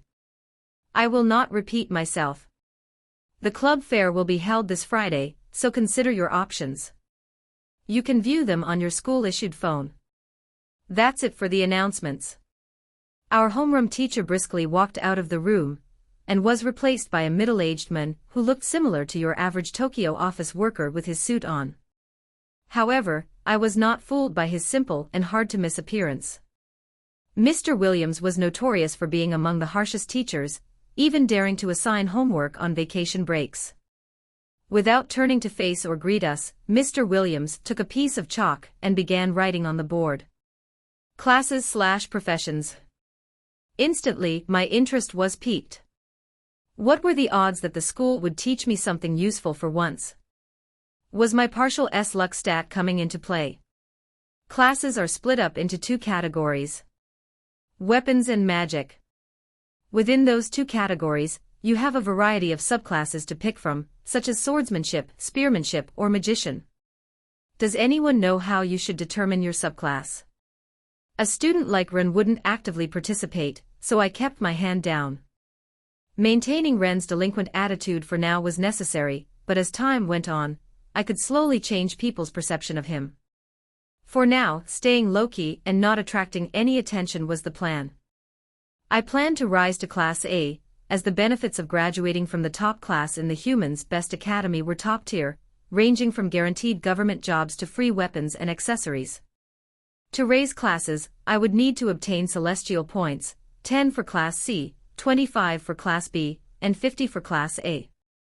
These points are tracked on your phone, and can be gained in several ways, such as achieving first on an academy test or practical training exam, performing well in club competitions, or simply committing morally right acts. The latter was definitely off the table, and club competitions were notorious for being impossible, so my only choice was the first. Going from a stuck-up noble to a nerd could be suspicious, but I hoped people would see me as someone who desperately attempting to re-enter my family by impressing my father with my scores. Back in the classroom, surprisingly, no one raised their hand. I mean, it wasn't rocket science. You look at your stats to decide. However, that method wasn't useful for me, as I was from another world. Since no one wants to answer, I'll tell you, your stats compatibility is the most important factor. To my disappointment, the rest of the class was classically useless. The teacher just talked about which class to choose based on your highest stat. My second highest stat was speed, so the choices based on that were assassin, long-range bow, katana swordsmanship, or wind magician. My dragon's trait greatly enhanced my eyesight, so I leaned toward being an assassin, or bow user, as those two required a keen eye. Unlike a swordsman who fought and used the openness of the battlefield, an assassin used the obstacles spread around the field to shield their movements, and focused on one individual instead of the many. Each category of magic and weapons also received an attribute, with mana recovery assigned to magic majors and QI recovery to weapons. However, there were exceptions to that within the weapon category, as, unlike magic, where everyone needs mana, not every class required QI. Assassins instead received a stealth attribute, and bow users received a perception attribute. Recalling that one of the heroines within Liam's party used a bow, and that using a bow meant hiding at the back of the battlefield, I started leaning more toward the assassin. Training with both a bow and dagger simultaneously would be useless, so stalling my class decision would only lead to problems. Ignoring the professor, who kept writing on the blackboard, I opened my system menu and scrolled through the list of potential classes until I found my desired one. Are you sure you want to pick the assassin class? Why? After clicking the Y, I eagerly waited a few seconds until my system menu finally updated. Class, Novice Assassin, Level 1, 0%. Stealth, E. Stealth was the art of blending in with your surroundings and being unnoticed, but I was still somewhat confused. How can your stealth improve? Do you eventually become invisible to people, or become more in tune with your surroundings? Having no information on the assassin class was both good and bad. It meant I didn't have to worry about taking most items, as the plot wouldn't change. However, it also meant that I had no idea about its secrets. Still, the pros outweigh the cons. Skills books are rare and very useful, so by taking a smaller quantity class, I didn't have to worry about taking a book that the protagonist or any important character would take. Due to the dark connotation of the assassin class and its small number of users, most were smaller, unimportant jinns or criminals, so stealing some of their skills wouldn't cause a stir. While thinking of some excellent skills and accessories to accompany my new class, the bell rang, interrupting my thinking and signifying the start of lunch. So I brushed away the system menu. Although I was somewhat hungry, I was in no mood to go into the cafeteria, after recalling the situation before class, as everyone was hyper-focused on my movements. Without anything else to do, I headed towards the weapon facility to exchange weapons. After returning the long, sharp sword, I grabbed a pair of tiny, lightweight daggers that resembled stilettos. Due to the few assassins in the school, there were only a few options for daggers, so I prepared to leave with these. However, another pair caught my attention. Unlike the stilettos, the pair in front of me were curved daggers similar to karambit except longer. Although the curved daggers would make it harder for me to deflect attacks from sturdier weapons like swords, the power and offense capability they supplied instantly made me choose them. Unlike straight daggers, the karambit-like knives had various creative styles, making it significantly harder for an opponent to predict my movements. Their curved tips would make slashes and cuts more powerful. Putting back the stilettos, I picked up the curved daggers, weighing them in my hands before taking them. After returning to my room to get some food and drop off my new weapons, I returned to the classroom. My plan to avoid the cafeteria seemed to have backfired, as people kept wondering and speculating about my whereabouts during lunch. "Dude, I heard he already got in another fight." "Already? What the hell? Maybe he was spying on his next commoner target. I heard he had to eat the broke kid lunch. That's how he lost so much weight during the suspension." Even if this was a world with magic, the personality of high schoolers stayed the same. Seriously, what the hell are these guys, my fan club? The rest of the class passed without a hitch, so I got up and prepared to leave. However, I heard a voice behind me as I walked towards the classroom exit. "Stop there." Without even turning around, I knew the source of this voice had to be Liam. Almost anyone could recognize his annoying-ass voice. Pretending not to hear him, I exited the classroom and headed to the training hall to practice with my new weapons. Unlike a sword, my grip on the daggers isn't restricted. I can hold them downwards, sideways, or not even hold them at all. Throwing them is always an option. When I entered the training hall, I saw various equipment, such as scarecrow targets for sword training, shooting ranges for bows, and finally, the private rooms where the AI dummies were stored. Using advanced technology and AI, you could use data from previous fights and upload them to the dummy, essentially making the dummy a natural person who can move around and hit you. After entering the small private room, I tossed the AI dummy a sword, grabbed my daggers, and pressed the start button. Seeing a dummy made of metal moving around and dodging like an average human was surreal, but the pain soon replaced that curiosity. Damn, those dummies do not hold back. After getting hit in the stomach by a wooden sword held by the dummy and thrown against the room's wall, I decided to lower the difficulty back to easy. Even after resting for 10 minutes, the easy dummy still pushed me back with its sword slashes. Sure, my offensive power was astounding, as I could probably take out the dummy in a second, but what was the point if I could never hit the dummy? I constantly retreated from the sword's harsh blows until I finally blocked one of them. I could finally stop one of the sword slashes by forming an X with the two daggers. Recreating that same motion, I could block the second slash, the third, and finally, the fourth. However, after another 20 minutes of training, I realized something weird. I could see the trajectory of the dummy's slashes before it swung. It was just like that time back in the mountains with the mountain tyrant. The dummy's next attack was visible to me, yet my reaction time was still not fast enough for me to dodge it on time. After being forced to block another sword strike, I adjusted my grip to hold my right dagger with the top facing horizontally instead of retreating and back down. In the meantime, the dummy threw another sword strike at me. After preparing myself for the incoming surge of pain, I said in a quiet voice, "Dragon's Eye." Instantly, the time around me slowed, and with the dummy slash significantly slowed, I dodged the attack. Then, without the need to dodge any more, I instantly moved my daggers forward, and with one swift strike, the beginner dummy was defeated. Swish. Since the dragons I required mana to stay active, it immediately halted after the battle, but the damage was already done. Collapsing on the ground due to exhaustion and pain, I grabbed a bottle of water and looked at my reflection on the shiny steel walls of the room. Yet again, I was left looking like Zuko. However, during the battle, I realized something. The dragon's will trait was passive, and I just found out why. The definition, "your eyesight is enhanced," was vague, but its uses were almost infinite. Of course, the first use was in everyday life, like seeing the whiteboard accurately during class from far distances, and being able to see things far away that a typical hero couldn't. I had just discovered the second use. My eyes processed the things around me at a rapid rate. By analyzing the dummy's previous moves, its current stance, and the angle at which it held the sword, my eyes accurately indicated the dummy's next move. To prove my theory, I got up from the ground, grabbed my curved dagger, and reactivated the dummy, still at stage 1. For the first few moments of the fight, I was once again left defending the dummy's onslaughts of thrusts, and unable to see the opponent's subsequent attacks.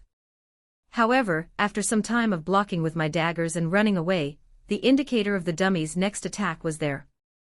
With that information, I ducked prematurely, avoiding the dummy's aerial sword slash, then repositioned my grip on my daggers. Dodging another slash, I counterattacked and took out the dummy in one swift slash. Swish. It's shorter. The time it took for my eyes to process the dummy's movements went down from 9 minutes to 6 minutes. Not that was impressive, as Class A students could definitely beat the first stage dummy within a minute. Slow and steady wins the race. Leaning against the wall of the steel room, I opened up my menu. Class, Novice Assassin, Level 1, 19%. Dash, Stealth, E. Dash, Beginner Dagger Mastery, 23%. Dash, Arts, not applicable. My progression was fast now. This was my first time touching a dagger, so anything would be better than that. As for my dagger arts, first, I would need at least to get the basics down of using a dagger to learn one, so that would be put on hold until I reached intermediate dagger mastery. The only way to increase my stealth stat would be to increase my class level, which was also out of the picture for now. Although I did want to test my stealth by sneaking around and seeing its limits, I decided against it until my stat was at least above E, as being caught would put me in a lot of trouble. Motivated by the progress, I returned and reactivated the dummy stage 1. I would beat this thing down until I could see its movements within a minute. Swish. Swish. Swish. After 3 more bouts with the dummy, I was completely exhausted, so I grabbed my water bottle and drank while checking my system again. Class, Novice Assassin, Level 1, 25%. Dash, Stealth, E. Dash, Beginner Dagger Mastery, 29%.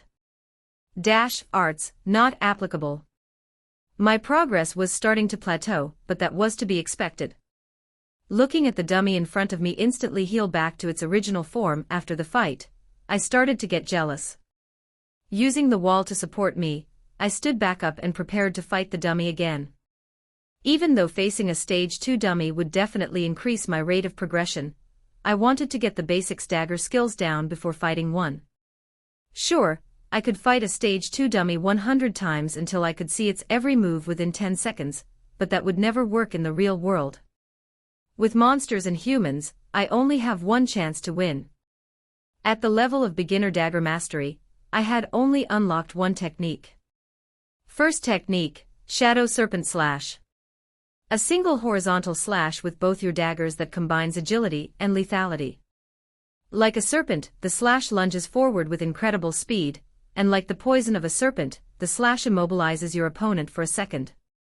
Without even knowing it, I had used the technique in my first battle with the dummy when I one-shot it.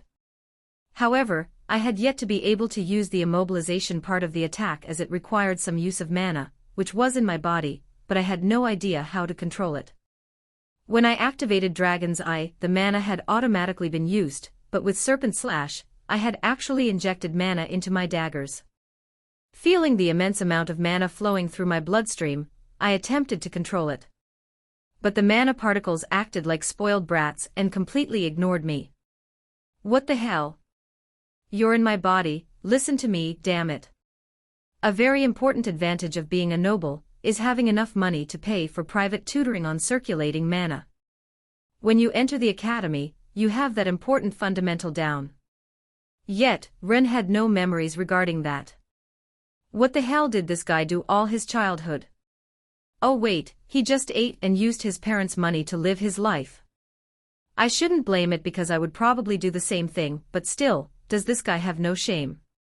Looking into Ren's memories was useful at some points, but the more time I spent looking at his past, the more immersed I felt in his character and emotions.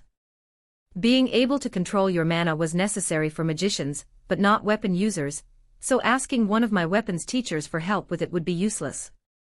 Recomposing myself, I decided to take a different approach to controlling my mana. Instead of trying to move the mana particles forcibly, I would move my red blood cells and blood to a certain location, and hopefully, the mana would follow. Using a blunt pencil from my backpack, I stabbed myself in the hand, and immediately the skin on my arm became red as blood immediately began flowing towards the wound to recover it. Then, I repeated the same thing with my left hand, so that my blood was mostly concentrated in those two places. The first step was done. Ignoring the tingling sensation of the wounds, I picked up my daggers, holding them so their tips were horizontal. After pressing the start button on the dummy, I stalled with it by blocking its sword blows and running until I could finally see its movements. I dodged a sword blow by prematurely moving my shoulders and immediately launched a counterattack. With a slash full of hope, I swung my daggers and felt them connect with the outer body of the dummy. Swish! I purposely didn't use all my power when slashing, as if I killed the dummy in a blow again, and I wouldn't be able to see if it worked. Stepping back from the dummy, I saw it completely frozen. After its previous swing, its sword and arms were stuck in the air. Then, a split second later, the dummy resumed motion, and its sword came crashing onto my head. Ah, this son of Bidash. It seems that my blood technique worked for now, but its limitations were clear. Instead of freezing the monster for a full second, it only did it around a fourth of one. I did want to see if the wound on my hand was more dangerous if the power of the slash would increase, but at the same time, I'm not a damn masochist. The first technique was just the start. Once I reached intermediate and adept mastery with daggers, the techniques became harder to learn but also more powerful. Standing back up, I dodged a hit from the dummy and used another soul serpent slash, this time without mana, and beat it. Just a minute before I can move on to stage 2. Hope you're not going to miss me stage 1 bastard. After another minute of recovery, I stood back up and went to start back up the dummy, but when I did, a message popped up. AI dummies were expensive and rare, so the government didn't buy too many for the academy. Students could use the dummies for 3 hours a day, so everyone could use them at least once a day. Of course, there was an exemption to this rule, Class A students. If I were to be ranked now, I would say that Class B would be my place. Leaving the room, I opened my school phone to see how bad the damage was. Merit points, 0. Everyone's student starts off with 10 merit points, but it seems like this goddamn idiot Rin managed to lose them on the first week of school. Looking up from my phone, I could see a couple of students training in the main area of the training hall with the non-AI dummies. Of course, there was Liam. Why wouldn't the main character be training to become stronger? It's their entire purpose. Weak to strong protagonists were always like that. Next to Liam, there was another student. A Class A student and another heroine. Irene Lionheart. Her dark red hair, cascaded down to her waist, fittingly described her personality, a woman full of passion, anger, and intensity. Her matching red eyes also seemed to shine like a flame, hinting at her talent for fire magic. Her hands, devoid of any calluses, also hinted at her non-usage of weapons. Hailing from another family of heroes, Irene came from the magic tower in the Empire's capital city. Specifically, the Fire Magic Tower. As a skilled fire mage who awoke and began using magic at the early age of 15, Irene was known throughout as a prodigy. Her personality also perfectly matched her use of fire magic, intense, hot-blooded, and fiery. She was easy to anger and arrogant, but those negative traits did not hinder her progress one bit. Her passion for academics should also not be underestimated. She constantly strived to be the best in every area, and her efforts were not futile. She ranked third out of 1,000 first years. Irene not only met the gigantic expectations placed on her due to her father's title of hero, but exceeded them as her sharp intellect and elegant usage of magic gave her the nickname, Firestorm. A storm of emotions combined with the usage of fire magic. An obedient bunch of fire would swirl around her finger whenever she used magic, each fire particle adhering to her commands like she was a god. Although it wasn't described in the book, I could see parts of her academy uniform slightly darker, showing her recent and accidental use of fire magic. In the realm of magic, every student below the age of 16 strived to become like her. So why was someone like that talking to a loser like Liam? The reason is quite simple: Liam is the protagonist. Besides that, another person is next to Liam and Irene. Kevin Cole. The #1 ranked student out of all the first years. Unlike the other female heroines, who have Liam as their first and only love, at the story's beginning, Irene actually likes Kevin, not the protagonist. Unfortunately for Irene, her love is clearly unrequited, as, like the previous me, Kevin was deeply in love with Lily. Irene had to watch her first love, Kevin, and her second love, Liam, be stolen away by Lily. Worst of all, she couldn't do anything about it. With her easily angered and irritable personality, she was essentially a ticking time bomb. Channeling her anger into her magic, when Irene inevitably exploded, she caused millions of dollars of damage to the school's facilities and injured around 10 first-year students by giving them burns. Even with Irene's background, this behavior was unacceptable, so she was expelled. Her title as the prodigy of the magic world was stripped away, and her father was furious with her, banishing her from using magic. Escaping the control of her father and the fire tower, Irene fell to the dark side, her magic becoming solely driven by revenge. Revenge on the academy, her father, and everyone for abandoning her. To say she was one of those formidable villains for Liam was an understatement. Right now, Irene should still be in the stage where she is in love with Kevin, as this is her first time communicating with Liam. Rather than coming from a hero family, Kevin is the sole heir to the human realm's most potent and top-ranked guild. Through looting these gates and receiving money from the imperial family, the Bladebane Legion rose to prominence despite Kevin's dad, and the founder not being related to any of the hero's family or any royalty, for that matter. One would think that due to his father's humble background, Kevin would be down to earth, and not one of those royal supremacists, but if you were to look at Kevin, you would see that you're entirely wrong. Holding his chin up high, Kevin gave off an unmistakable aura of superiority. With his massive stature, he seemed to look down on everyone. Seriously, how the hell is he 6 feet tall at 16? Looks, height, power, and reputation. You name it, Kevin had it, the perfect candidate for the protagonist's rival. Of course, with so many guilds and heroes existing, there has to be an entity that can control them all and ensure that none use their power for wrong. The reason is quite simple: Liam is the protagonist. Besides that, another person is next to Liam and Irene. Kevin Cole. The #1 ranked student out of all the first years. Unlike the other female heroines, who have Liam as their first and only love, at the story's beginning, Irene actually likes Kevin, not the protagonist. Unfortunately for Irene, her love is clearly unrequited, as, like the previous me, Kevin was deeply in love with Lily. Irene had to watch her first love, Kevin, and her second love, Liam, be stolen away by Lily. Worst of all, she couldn't do anything about it. With her easily angered and irritable personality, she was essentially a ticking time bomb. Channeling her anger into her magic, when Irene inevitably exploded, she caused millions of dollars of damage to the school's facilities and injured around 10 first-year students by giving them burns. Even with Irene's background, this behavior was unacceptable, so she was expelled.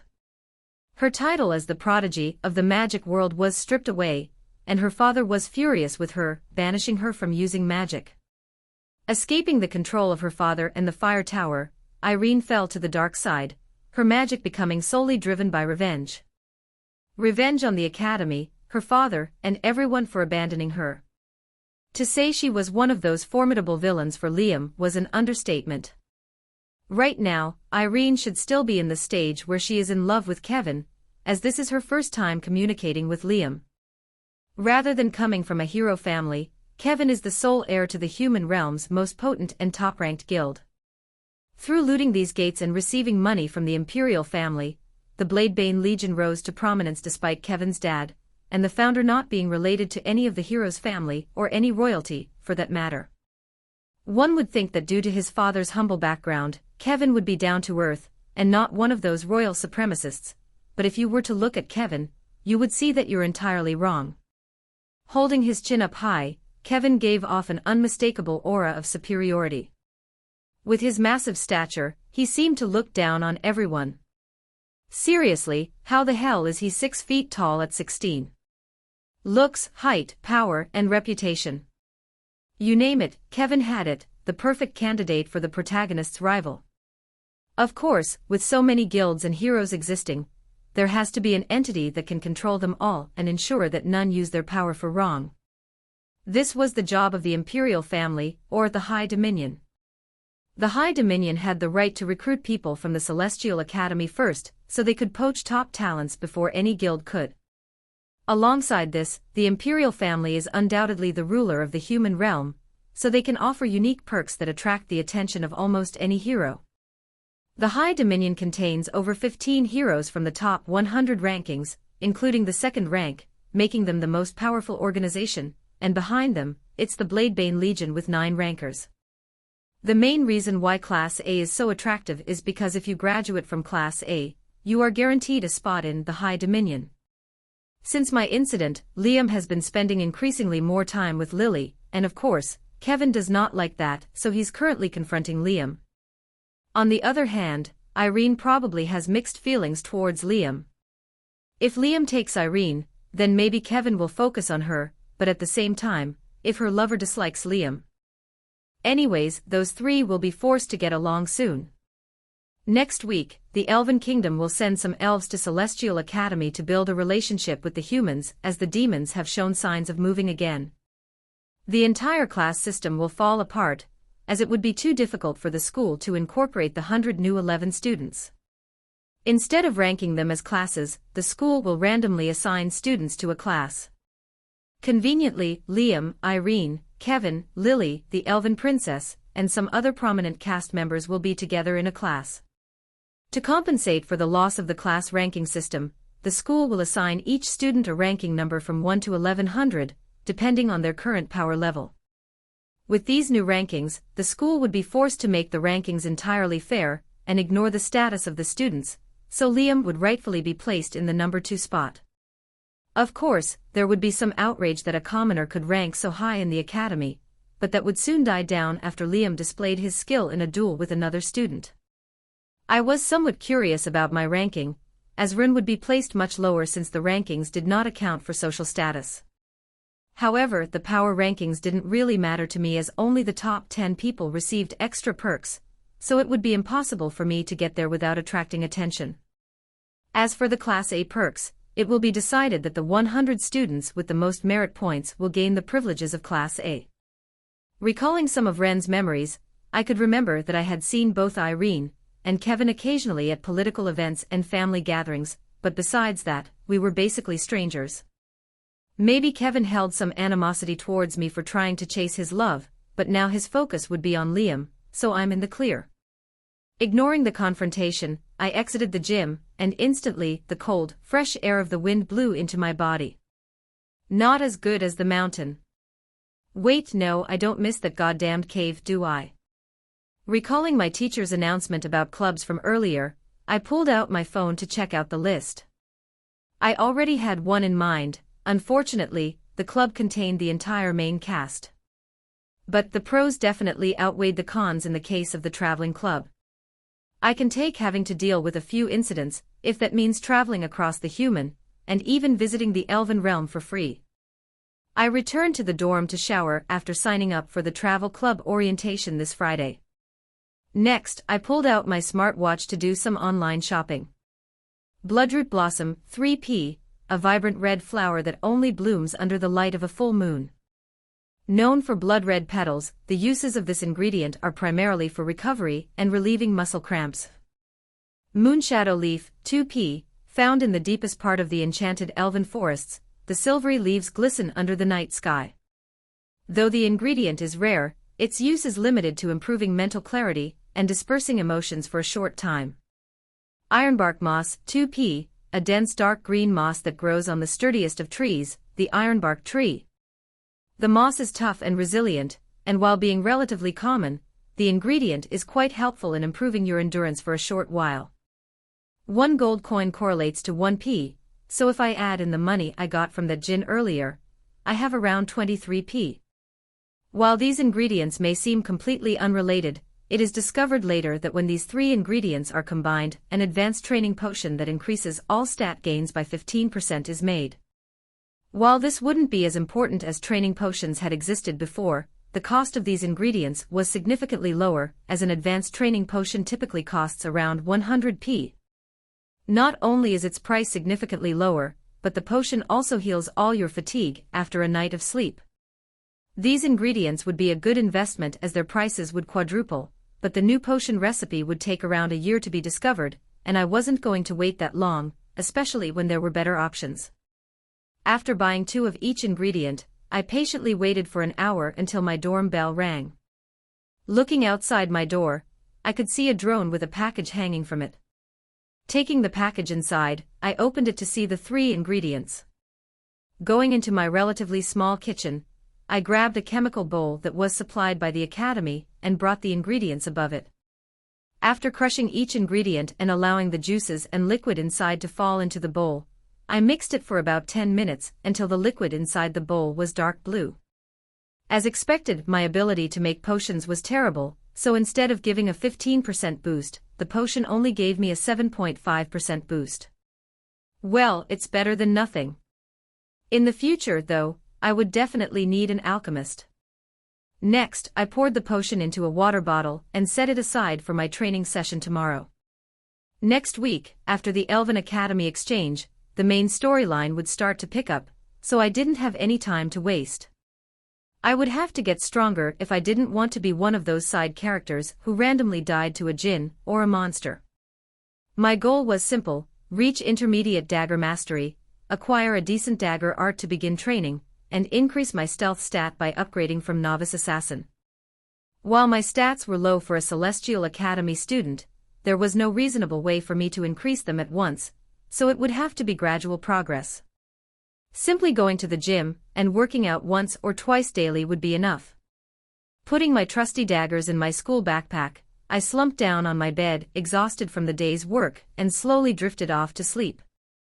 Oh hey Irene and Kevin, what do you two need? TSK, I heard you've spent time with Lily lately. Let me just let you know that she's doing it out of sympathy. Don't get any wrong ideas, or let it go to your head. Somewhat confused by Kevin's clear insult, Liam chose his words carefully before responding. If he were to insult Kevin, there would definitely be consequences, as he is just a mere Class D student. Aw, thanks for the advice. You're lucky that idiot Ren went and did something stupid. I swear that guy has a condition or something. At the mention of Ren's name, Liam's expression darkened a bit. That guy did randomly attack him for no reason, and somehow, he wasn't even expelled. Liam had thought Ren could be plotting another scheme against him, but when Liam tried to confront Ren during class, he was completely ignored. After giving one last disdainful look to Liam, Kevin left the training hall with Irene following him like a puppy. Seeing that the 2 people in front of him had some connection to Ren, Liam called out. Hey, do you know if Ren would be plotting anything? Without turning around to face Liam, Kevin chuckled briefly before responding. Knowing that idiot, he's already devised some master plan. You don't have to worry, that guy is way too goddamn stupid. Nothing he made would work. Somewhat reassured by Kevin's words, Liam returned to training his sword art on the dummy. Bzzz. When I got out of bed, I heard my phone vibrating, which was unusual as I had 0 contacts on it. Ah, it's about that time, isn't it? On the screen of my school phone, an announcement was displayed in all bold and red text, making it impossible for any student not to see it. From today or Friday, September 5th, the class system will be dissolved. Approximately 150 Elven students will transfer to the school to begin classes here at Celestial Academy. Your new class will be assigned randomly, and you will know it by this Sunday. At 8 o'clock, report to the combat arena for the first-year ranking exams. Only bring your training weapons. Stretching my muscles, I silently thanked my training potions for healing my body overnight. Waking up on the first day of dagger training was hell. I could feel almost every muscle aching from the beatdown the stage 1 robot gave me. I could barely even walk, causing me to be late for a class. Thankfully, being late to class was probably usual for someone like Ren, so besides a scolding from the teacher, I got away pretty quickly. Grabbing the smart watch and a water bottle I had bought, I glanced at my system menu one last time, before leaving the safety of my dorm room. Class, Novice Assassin, Level 1, 88%. - Stealth, E. - Beginner Dagger Mastery, 92%. - Arts, not applicable. On the second day, I had reached my goal of beating the Stage 1 dummy within a minute, so my progress began to quicken again while I fought the Stage 2 dummy. Adding the boost of the training potion, I was on pace to reach my goal of intermediate mastery by today's training session if everything went according to plan. Entering the massive arena, I could see around 1,000 first-years looking at each other with confused expressions. They had just learned that they would be switching classes, and that over 100 new transfer students were coming. Some students looked scared at the prospect of making new friends in a new class, while others seemed excited to meet some elves, and finally, there were those looking serious as they had grasped the current situation. Some students may have thought this meeting would be about announcements, however, their excitement and confusion soon turned solemn. This ranking exam would determine their futures. Being ranked highly would lead to you catching the attention of many guilds, and possibly being recruited, while being ranked lowly would damage your chances of ever joining a high-ranked guild. Clap. Clap. Clap. The sound of the clapping reverberated throughout the arena, and instantly, silence descended upon the students. My former teacher was seen walking up to the stage at the front of an arena, her purple hair swaying with every step. Upon reaching the podium, she wasted no time and immediately began speaking. Now is not the time for questions about the email you have all received. Starting now, Celestial Academy will begin its first-ever ranking exam. For the next 4 hours, your ability as a hero will be tested through a series of physical and mental drills. Finally, after all those drills, you will be assigned to a random 4-person group and be given a mission. Using your results from the drills and group mission, you will be assigned a ranking number. Instantly, the mood of the arena changed. Even without knowing anything about the ranking system, every student understood that receiving the highest ranking number was the most important.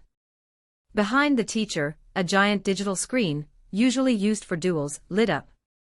After a few moments, the first message was finally displayed on the screen. Former Class E students, report to the back of the arena for your exam. Behind me, I could hear a student start grumbling. Just my fucking luck. I can't have one peaceful goddamn morning. I wanted to pat him on the back and encourage him as I knew exactly how he felt, but alas, such a thing did not suit Ren's personality, so I watched the student sullenly walk toward the back of the arena. After 10 minutes, it was finally Class D's turn, so I started walking towards the back. Upon entering the arena halls, I saw my former teacher waiting in front of a door with a clipboard. It seemed like I was the first Class D student to arrive, so I walked towards her. She gave me a quick nod before checking something off on her clipboard. Honestly, I was expecting her to ask me what my name was. This teacher is a significant character in the story as she is Liam's new teacher. After seeing his work ethic and how others treated him due to his commoner status, she began to mentor him. Without her, Liam probably would have died in one of the many djinn attacks on the school.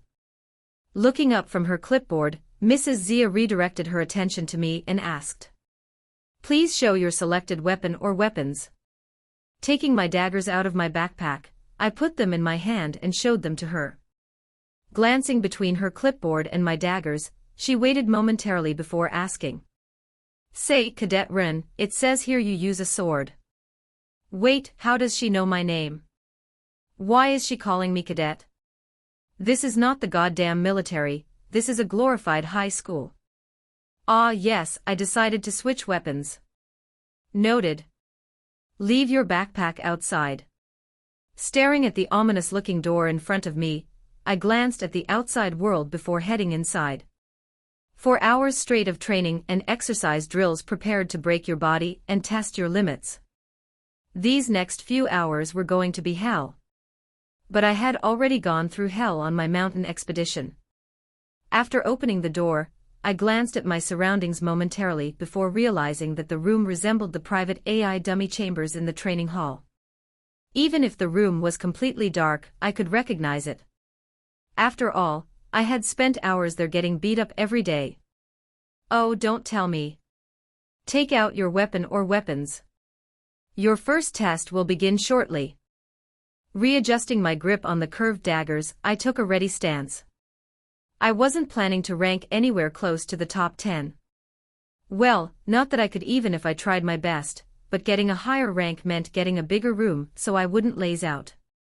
My plan was simple.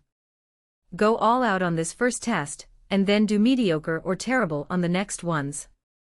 Since this test was weighed much more than the others, my rank would actually be higher if I used that strategy. The room lights turned on, illuminating a Stage 1 AI dummy standing in the center of the room with a sword in its right hand. I calmly waited for the dummy's first attack without moving an inch from my original spot. Seeing that I was giving it the initiative, the AI dummy rushed towards me with his sword prepared for a horizontal slash. Even without my Dragon's Eye passive, I had fought this dummy enough times to know what move it was using solely based on its grip on the sword and stance. Seeing the dummy near me, I sidestepped to the right and raised my right dagger to block the sword. The force of the dummy's sword crashed into my dagger, pushing me back for a moment, but I was prepared for the impact. Without giving the dummy time to react, I used my left dagger and slashed at the body of the dummy. One dagger swipe wasn't enough to kill it, so I patiently awaited its next attack and delivered another counterattack to finish it. Level 1 completed. The room's lights flickered for a moment, putting me on edge. Once the lights were back on, I saw 2 AI dummies waiting in the middle of the room, and the previous AI dummy had disappeared. 2 daggers, 1 for each dummy. Although there were 2 dummies, their teamwork and coordination were terrible, as the 2 rushed at me without regard for the other. This was my first time fighting 2 opponents at once, so I had no idea on how the Dragon's Eye passive would be affected. Would it take longer than the usual minute to see their attacks? If so, how much longer? Would I only be able to see one of the dummies' attacks or both? However, it wasn't like I wasn't prepared for a scenario like this.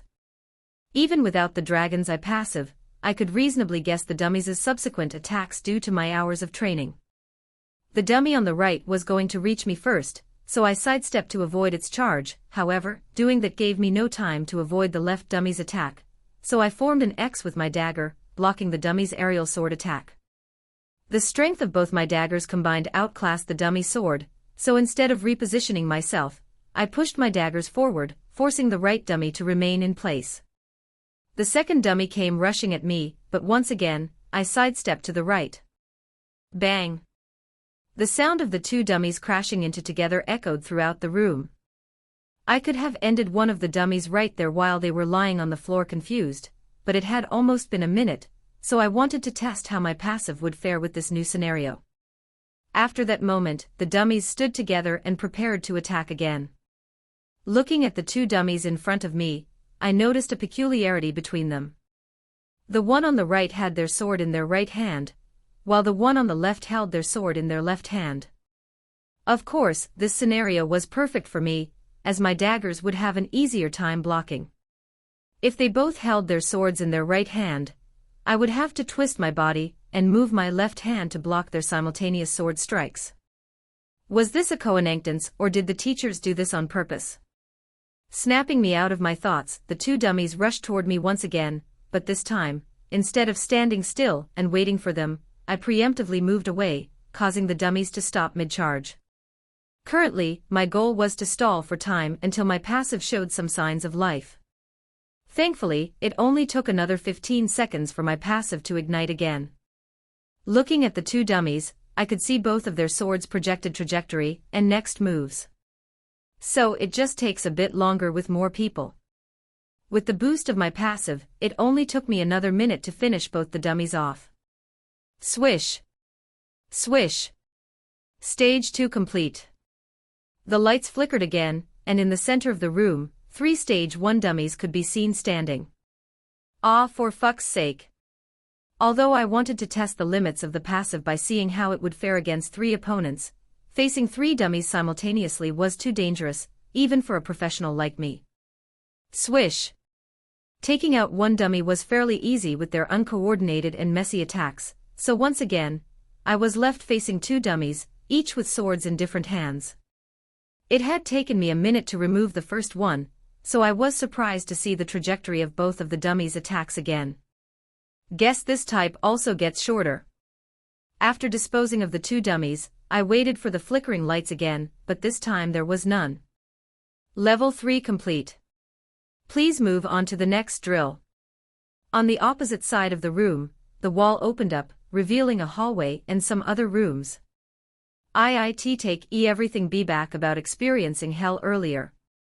This was the real deal. 1 hour of endurance training and sprinting, another hour of weight lifting, and finally, an hour of surviving in an artificial environment full of traps. At times like this, I wished I was a magic major. They had it easy. Interrupting my long-needed rest, my phone vibrated again. 2 in 1 day. Guess I'm on a roll. Report to the arena entrance in 1 hour for your group mission. Your group is as follows. Irene, Class A. Zane, Class C. Dion, Class C. Rin, Class D. Could be worse. I couldn't even fathom the awkwardness that would ensue if I was grouped up with Lily or Liam. It could have been better, though. Irene had known me since we were young, so if I were to act out of character, she would be suspicious. The following hour seemed to pass by in a moment as I devoured some food in the cafeteria, before heading back to my room to change back into a new pair of clothes. Upon reaching the Coliseum entrance, I patiently waited for the unknown teacher standing on stage to speak. Glancing around the area, I could see cadets' expressions ranging from seriousness to disappointment with their performance earlier to even awkwardness due to having to group up with some unknown students. After what seemed like an eternity, the teacher finally began. Get into your groups and begin discussing. Within 2 minutes, your target monster, alongside its location, will be sent to you. Enter the portal once you are ready to begin. An earthquake seemed to strike at this moment, causing some other students and me to lose our balance as the ground shook temporarily. Beside the teacher, the lifeless portal, which resembled a golden arch, powered up, causing its color to change to silver. After the portal's initial shock died down, the area around me quickly descended into pandemonium as students rushed to find their groups, so they could have more time to plan for their upcoming tasks. However, I remained completely calm under these circumstances. That was because, unlike the other groups, my group had a brain. Taking out my phone, I checked the group assignment email, and under that, I could see a reply from Irene. If you see this, meet at the front to the right of the portal. I wasn't sure if my other teammates would notice the reply, but I sure as hell wouldn't be late. Calmly walking through the crowd of students, I recalled the possibilities of the monster my group would face. The school wouldn't assign anything more dangerous than an E-rank monster, and in addition, this monster's habitat would have to be somewhat close to the academy, as the portal in front of me didn't seem like a powerful one. There was a forest, a small lake, a mountain, and a plain near the school. However, before I could continue thinking, I realized that my destination was in sight. To the right of the portal, I could see Irene, who was clearly agitated, tapping her feet up and down, waiting for us. Ah, she actually cares about her rank. Beside Irene was another student holding a bow in his hand. A party usually had two main attackers, a long-range damage dealer, and a tank that could effectively block hits. With Irene and I being the main attackers and the boy there being an archer, I could deduce that, unsurprisingly, the class with the lowest speed or the tank was missing. Seeing me approach them, Irene continued frantically tapping her leg up and down, awaiting the last member while the archer held out his hand to me. "Nice to meet you, I'm Zane." Seeing that he didn't seem scared or mad at my presence, I could tell that he was a noble, so I briefly shook his hand and said, "Ren." Within the next 10 seconds, the tank appeared and introduced himself as Dion. BZZZ. On my school phone, a small holographic screen popped out. Target, disowned/location, /image. I tried recalling Ren's memories to see if he had any information regarding the wolf-like creature, as he had been through at least 8 years of school, but it was to no avail. Ren was through and through a dumbass. An E-rank creature like this was too unimportant to garner a mention in the book, so I had no clues on it. The only thing I had to go off was a small picture of it that made it resemble a wolf, but with jaws that protruded from its mouth, and a much bigger stature. A saber-toothed tiger but a wolf. Turning around to face the portal and not even bothering to face us, Irene took the lead and commanded us. "Let's go." Irene was somewhat known for her bad temperament and arrogance, so none of us bothered to dispute her orders. Normally, entering a portal would cause dizziness for most students, but since the distance traveled was so low, everyone was relatively fine. Everyone except for me. Holding in the urge to puke, I attempted to catch up to my teammates, but my condition was evident. Unlike everyone else, this was my first time going through a portal, and it was showing. Ignoring the ringing sound in my head, and the saliva gathering in my mouth, I increased my pace so my teammates were still in sight. At the front of the group, I could see Irene glance behind and scoff. "Now's not that time to get mad, Ren.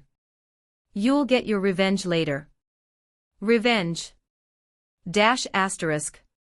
Panting and inhaling like there was no tomorrow, I finally reached the location, only a few seconds after the rest of my group. While I struggled to stand up straight, everyone else seemed fine as they drank some water without any problems. Of course, this led to me receiving another disapproving glance from Irene. Holding my urge to humble her, I huddled up with the rest of the group as Irene projected the image of the duskhound in front of us. "Tank, you grab its attention. I'll set the surroundings on fire to trap it as its weakness is heat, and long range, you support me. Then us three will force it into a corner and take it out. This girl is really trying to piss me off, isn't she? Not even getting a mention is insane. Who the hell does she think she is?" Before I could retort or disagree, she turned her back and began running towards the duskhound. Looking at her disappearing figure, Zane gave me a pat on the back and smiled before jumping onto a nearby tree and knocking an arrow in his bowstring. Does this guy think I need his sympathy? The duskhound hadn't noticed our presence yet, so it rested on the ground. Standing only a few meters from the duskhound's sleeping body, Irene surrounded herself with flames before expanding them to encircle the opening completely. Within only a minute, Irene had already made a ring of fire that encircled the entire wolf. Looking around in confusion, the duskhound threw its paw at the fire and immediately shot back in pain. Looking at the 2-meter-high wall of fire surrounding an area of at least 10 meters, I realized that she had every right to look down on me. I mean, what the hell? Who can do this shit so casually? Angered, the duskhound dashed towards Irene, but before it could make contact, the tank, Dion, stepped in with his shield and blocked the wolf's oncoming charge. Wait, why am I just watching? Aren't I proving her right? Inwardly cursing, I grabbed my 2 daggers, jumped onto the tree Zane was aiming from, and used the height to jump over the firewalls. Within the ring of fire, there were no places to hide as the opening was devoid of any trees. However, why would I need to hide when I had my teammates as bait? Snapping me out of my thoughts, an arrow, only a few meters away from me, soared above the walls of flames, and flew through the sky straight at the Duskhound. Distracted by Irene's flame-powered attacks, the Duskhound was unprepared for another attack, so the arrow lodged itself within the wolf's right paw. Shriek! Angered by the pain in its paw, the wolf began attacking with its arms and legs indiscriminately as it attempted to hit Irene and Dion, even at the cost of burning itself with the flames. Standing near the flame walls, I calmly observed the fight. I would probably look useless to a spectator, as I was watching the fight without helping. I mean, Irene even started yelling at me, even though she was in the middle of a stressful fight. "What the hell are you doing? Aren't you the one who basically told me to do nothing?" In reality, I wasn't just watching but waiting for the perfect moment to strike. I knew my passive worked on monsters through my near-death experience with the Mountain Tyrant.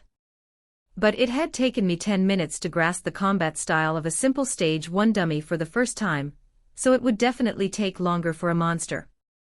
And I didn't have time for that. Since that option was useless, there was really only one other way for me, the first technique, Shadow Serpent.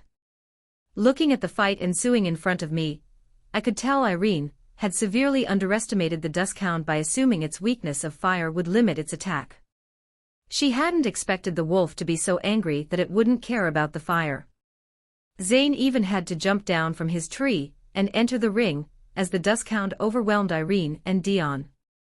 Instead of the wolf being back into a corner, Irene was now being pushed back into her own flames. On the other hand, Dion couldn't provide any support as he had to deal with the wolf's rear legs kicking him. With the fire to her back and the wolf standing before her, Irene was only a second away from losing. The wolf threw its paw at Irene, and with nowhere to dodge, Irene's only choice was to lower her ring of fire. However, that would mean the wolf could run around, making the exam time much longer, and making her rank drop significantly. Looking at the fiery girl contemplating, I readjusted my grip on the daggers. It's time. Instead of charging toward the wolf like a prince coming in to save its princess, I poked the tip of my daggers into my right and left hands. Anyone watching would probably think I'm a masochist or maniac. As blood dripped from the small holes in my hands, I rushed towards the Duskhound, and with its focus completely on Irene and Dion, I stabbed both my daggers right into his body while internally saying, "Soul Serpent Slash." If I were to scream that out loud right now, I think the teachers would send me to a mental asylum, for good reason. Before Irene could decide to close the ring of fire, the wolf's paw abruptly stopped in front of her. Not missing this chance, Irene immediately enveloped her hands with fire and sent a fireball right at the wolf's mouth. Immobilized, the wolf could only quiver in fear as a ball of fire flew right at it.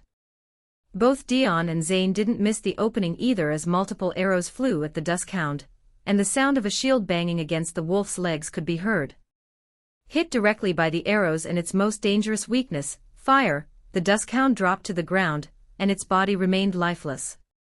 The ring of fire disappeared as Irene almost fell to the ground, only regaining her balance with the help of a nearby tree. She must have used a lot of mana and energy to hold up the ring while simultaneously fighting the monster. Bzzz. The sound of multiple phones vibrating could be heard, so I checked my phone. Your target has been eliminated.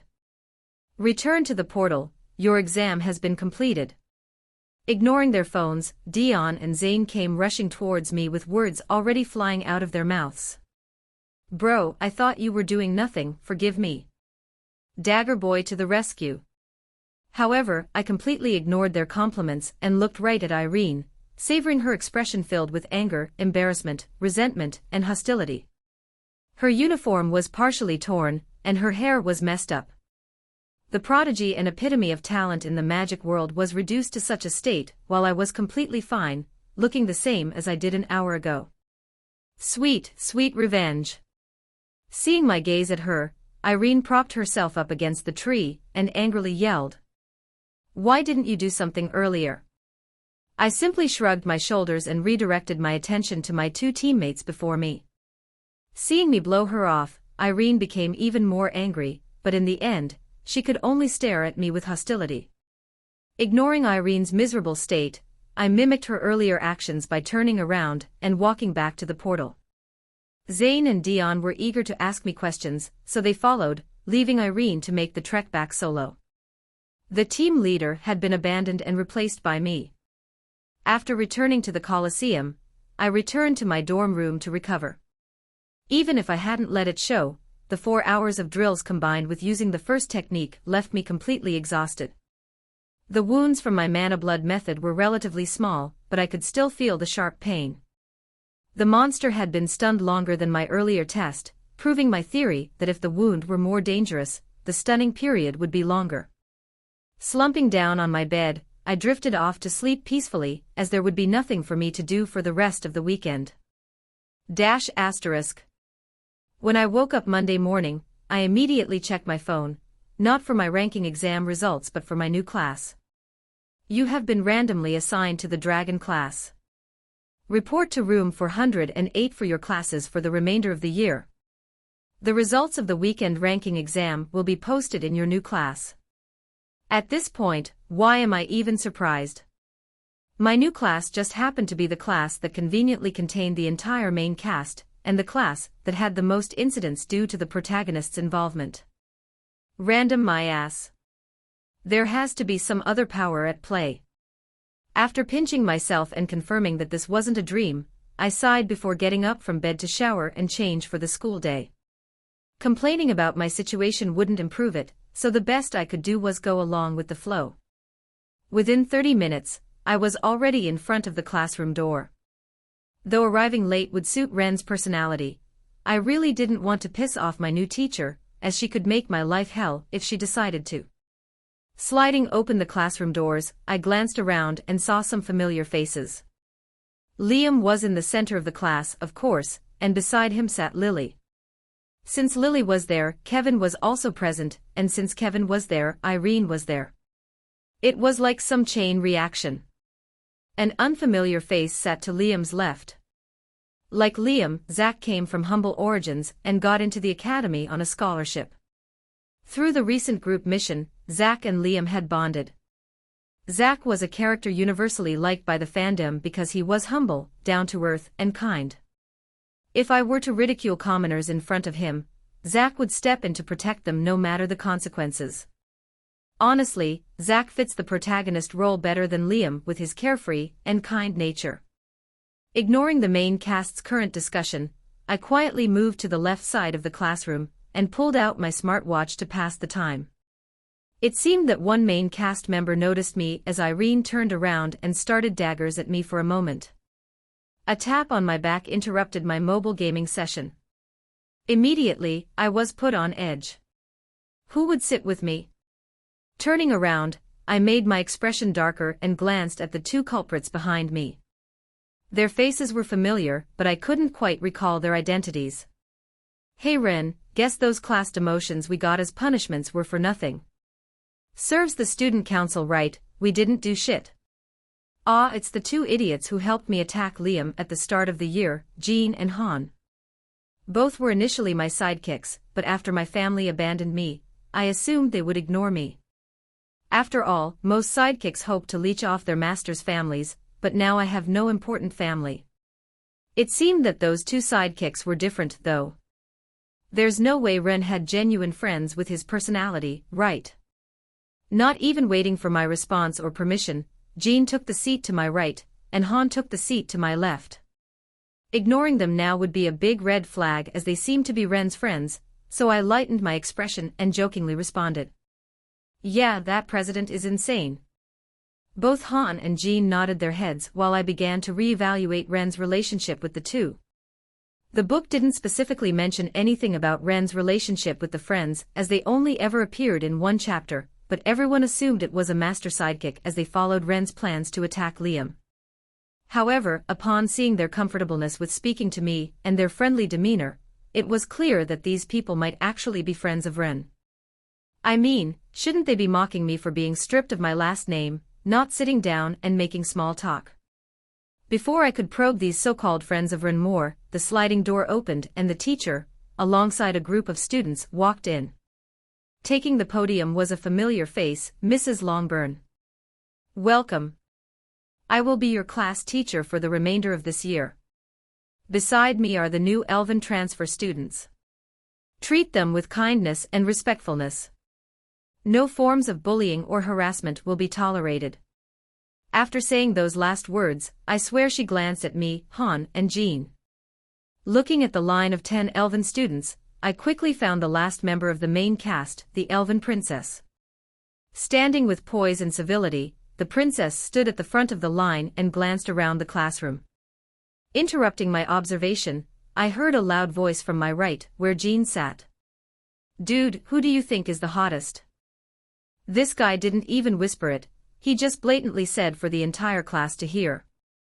The entire class was silent, awaiting further instructions from Mrs. Longburn, so Jin's loud voice echoed throughout the classroom, but there were no laughs or chuckles in response. The princess and the elves beside started staring at us. Our human classmates began staring at us. Even Mrs. Longburn started staring at our group, not with anger or hostility but with disappointment. This guy is a fucking idiot.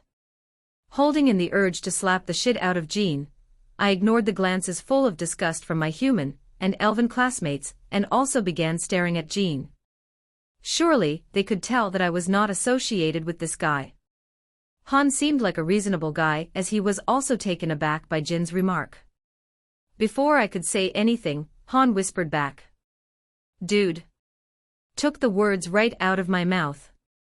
This time around, a fainter voice sounded from my right side. "My bad." The awkward silence and stares persisted for another few seconds before Mrs. Longburn finally broke the silence and continued her announcements. Ahem, the ranking exam results will be announced at the end of the day. That is allowed for today's announcements.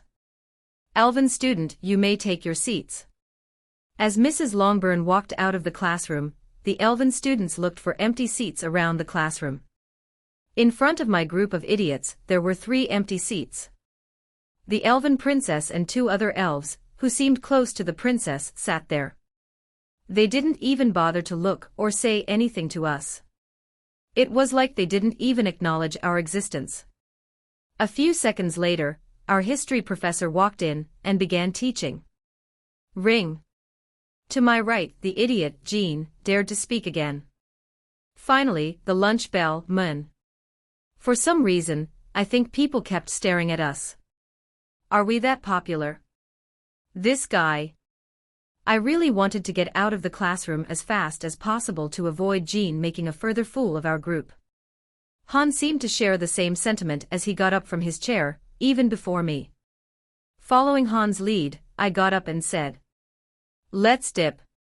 Even though staying with Jean would probably cause me to lose brain cells, it would also help conceal my identity, as no one would have a reason to be suspicious of my behavior if I simply hung out with friends. Looking around the crowded cafeteria, I could see the elven and human students already getting along as they ate lunch together. After finding an empty table, I sat down and enjoyed the amazing food prepared by the cafeteria. Nothing could ruin this lunch period, not even Jin's stupidity. Jean said while gulping down some food. "Glad we were all put into a class together again. I don't know what I would do without you guys. I know I'd be better off without you in my class." Not even waiting for Han to respond to his previous statement, Jean subsequently asked, "So, did you guys think about my previous question?" Thankfully, I wasn't drinking anything, but if I were, it would have all come flying out. Both Han and I erupted into laughter. This idiot was persistent. "Give us some more time, Jean." Thinking about this week's upcoming events, I asked the 2 friends, "What clubs are you 2 planning to join?" The traveling club would require some groupings for room and city exploring, and I didn't want to be stuck with the main cast, so bringing the idiots along would be helpful. While Han seemed to be thinking, Jean immediately responded, "PFFFT, why would I join one of those? Yeah, I don't think I'll join any. As expected, these lazy bastards don't wanna do anything. Join the travel club with me. It's the perfect chance to get to know some girls. Also, Han, you might as well, we're getting vacations for free." The two seemed convinced, so I watched them take out their phones and sign up for the Friday orientation. After disposing of our remaining food and dropping off our trays, Han and Jean wanted to exchange contacts, but I realized that I had left my smartwatch behind in my rush to leave the classroom. Taking my sweet time, I basked in the silence as I returned to the classroom. Upon entering, I saw that it wasn't actually empty. In the row in front of my desk sat the elven princess, or Alya. Her silver hair cascaded in layers all the way down to her waist. The green elf's uniform and bow ties perfectly complemented her calm and reserved personality, as she opted to read books alone instead of eating lunch with her friends. She seemed too entranced in her book to notice my presence, so I went to grab my smartwatch. After finding my smartwatch sitting on my desk, I prepared to leave, but before I took one last glance not at the princess but at her book. The Garden Party. Maybe I'll check it out later. Leaving the classroom, I caught up with the Han and the idiot, who were patiently waiting outside. I decided not to tell the two about the princess in the classroom out of fear that Jean would further embarrass us by doing something stupid like asking her to eat lunch with us. Just like that, the first 5 days of school flew by. And now, it was finally Friday, the travel club's orientation, or the first of many incidents to take place at this school. Upon waking up Friday morning, I was greeted by an unusual occurrence, a message. Of course, I had received hundreds of messages from the group chat containing the two idiots. However, that chat was muted to prevent me from losing my last few brain cells. Your official ranking exam results will be displayed during class today. The school once again apologizes for the delay. The school underestimated the time it would take to test hundreds of 11 students, so the results were postponed. Recalling my performance during the exams, I assumed that I would be ranked around 100. Being ranked within the top 150 would give perks such as bigger dorm rooms, better training gyms, and more merit points. At the same time, no one would suspect my ranking of being too high or too low, as I was previously in Class B. Ren's father might be surprised by the results, as he knows the real reason why I was placed in Class B, but I doubt he'd care. Wait, why am I thinking about that asshole? After entering the classroom, I saw expressions ranging from solemn to horror to shock and excitement. The poster stuck to the whiteboard at the front of the classroom caused these expressions. Rank 1, Kevin. Rank 2, Liam. Rank 3, Alya. Rank 4, Irene. Rank 7, Lily. Rank 52, Zach. Rank 97, Ren. Rank 545, Han. Rank 546, Jean. Kevin was surprised to see Liam ranked at number 2, only now understanding the amount of oppression placed on commoners. Irene was neutral as she placed higher than Lily, giving her a sense of superiority, but at the same time, her third rank was taken away. Liam and Zach were ecstatic that, despite their huge rise in rankings, they seemed to forget about the injustice they faced during their initial class placement. The princess, Alya, was aloof as always, reading a book. However, she occasionally stole a glance at the two students who placed higher than her. Finally, the two idiots seemed not to care as they waved to me from our seats at the back. There was one more person, but I didn't dare to glance at Lily out of fear that Ren's feelings would reappear. Sitting down in my seat, Jean immediately bombarded me with questions while Han gave me a sympathetic glance. If you feel so bad, then help me. This travel club thing better be entertaining after you hyped it up. What do you mean hyped it up? I just told him that there would be girls attending. Before I could respond, Mrs. Longburn walked into the classroom and towards the podium, with her gaze pausing on Liam for a moment. Typically, teachers would be ecstatic to have 5 of the top 10 students in their class, but Mrs. Longburn seemed indifferent as she went about the school announcements as usual. During class, I thought of trying to take notes as doing well on exams awarded more merit points. However, this behavior would be suspicious to Ren's friends. With my being 8 years behind everyone else, I desperately needed some way to learn, so I subtly took pictures of the board with my phone under the pretense of playing a mobile game. Of course, these actions did not go unnoticed by the elven students sitting in front of me, but honestly, I couldn't care less about what they thought. Ring. Not even bothering to push our chairs into the desk, the two idiots and I were the first to leave the classroom. Still in our school uniforms, the three of us headed to the portal for the travel club orientation. Snapping me out of my thoughts, I heard a voice from the right. "We're early, why don't we get something to eat?" Surprisingly, it wasn't Jean who asked, it was Han. Han's a big foodie, noted. Glancing at my phone, I noticed that we had 20 minutes to spare, so I obliged, and Jean didn't seem to care. That was, of course, until we reached the food spot that Han recommended. Seeing the tens of exotic ice cream flavors and cones soaked in chocolate, Jin's face turned to one of pure joy. Recalling our first lunch, where Jean took at least 3 portions of desserts, I deduced that he had a central sweet tooth. "Let me get one of that too." That was how we, the first students to exit the classroom, ended up late to the orientation, causing us to receive even more disgusted stares. Looking to my left, I saw Jean licking his 4 scoops of ice cream, and with all my will, I suppressed the urge to slap the cone right out of Jin's hands. I mean, even Han was angry. How the hell does someone spend 20 minutes choosing ice cream flavors? Standing at the front of the group, the club president's cheerful expression seemed to darken upon seeing our entrance. However, his face seemed to rise upon seeing that the entire main cast was there as well, even the book-addicted princess. "Welcome to the first-year travel club orientation." You wouldn't believe my shock when I saw so many promising talents signing up to join. I could see bolts of sweat falling from the president's face as he spoke. The club's purpose is to allow students to explore the outside world and give them a chance to escape the competitive atmosphere of the school. 1 to 2 times a month, we will use the portal to take on vacations to various places. Today we will go local as our destination is this town's very own Skyward Spire amusement park. Somewhat accustomed to the portal's side effects, I managed to keep my dignity intact as I didn't fall after walking through.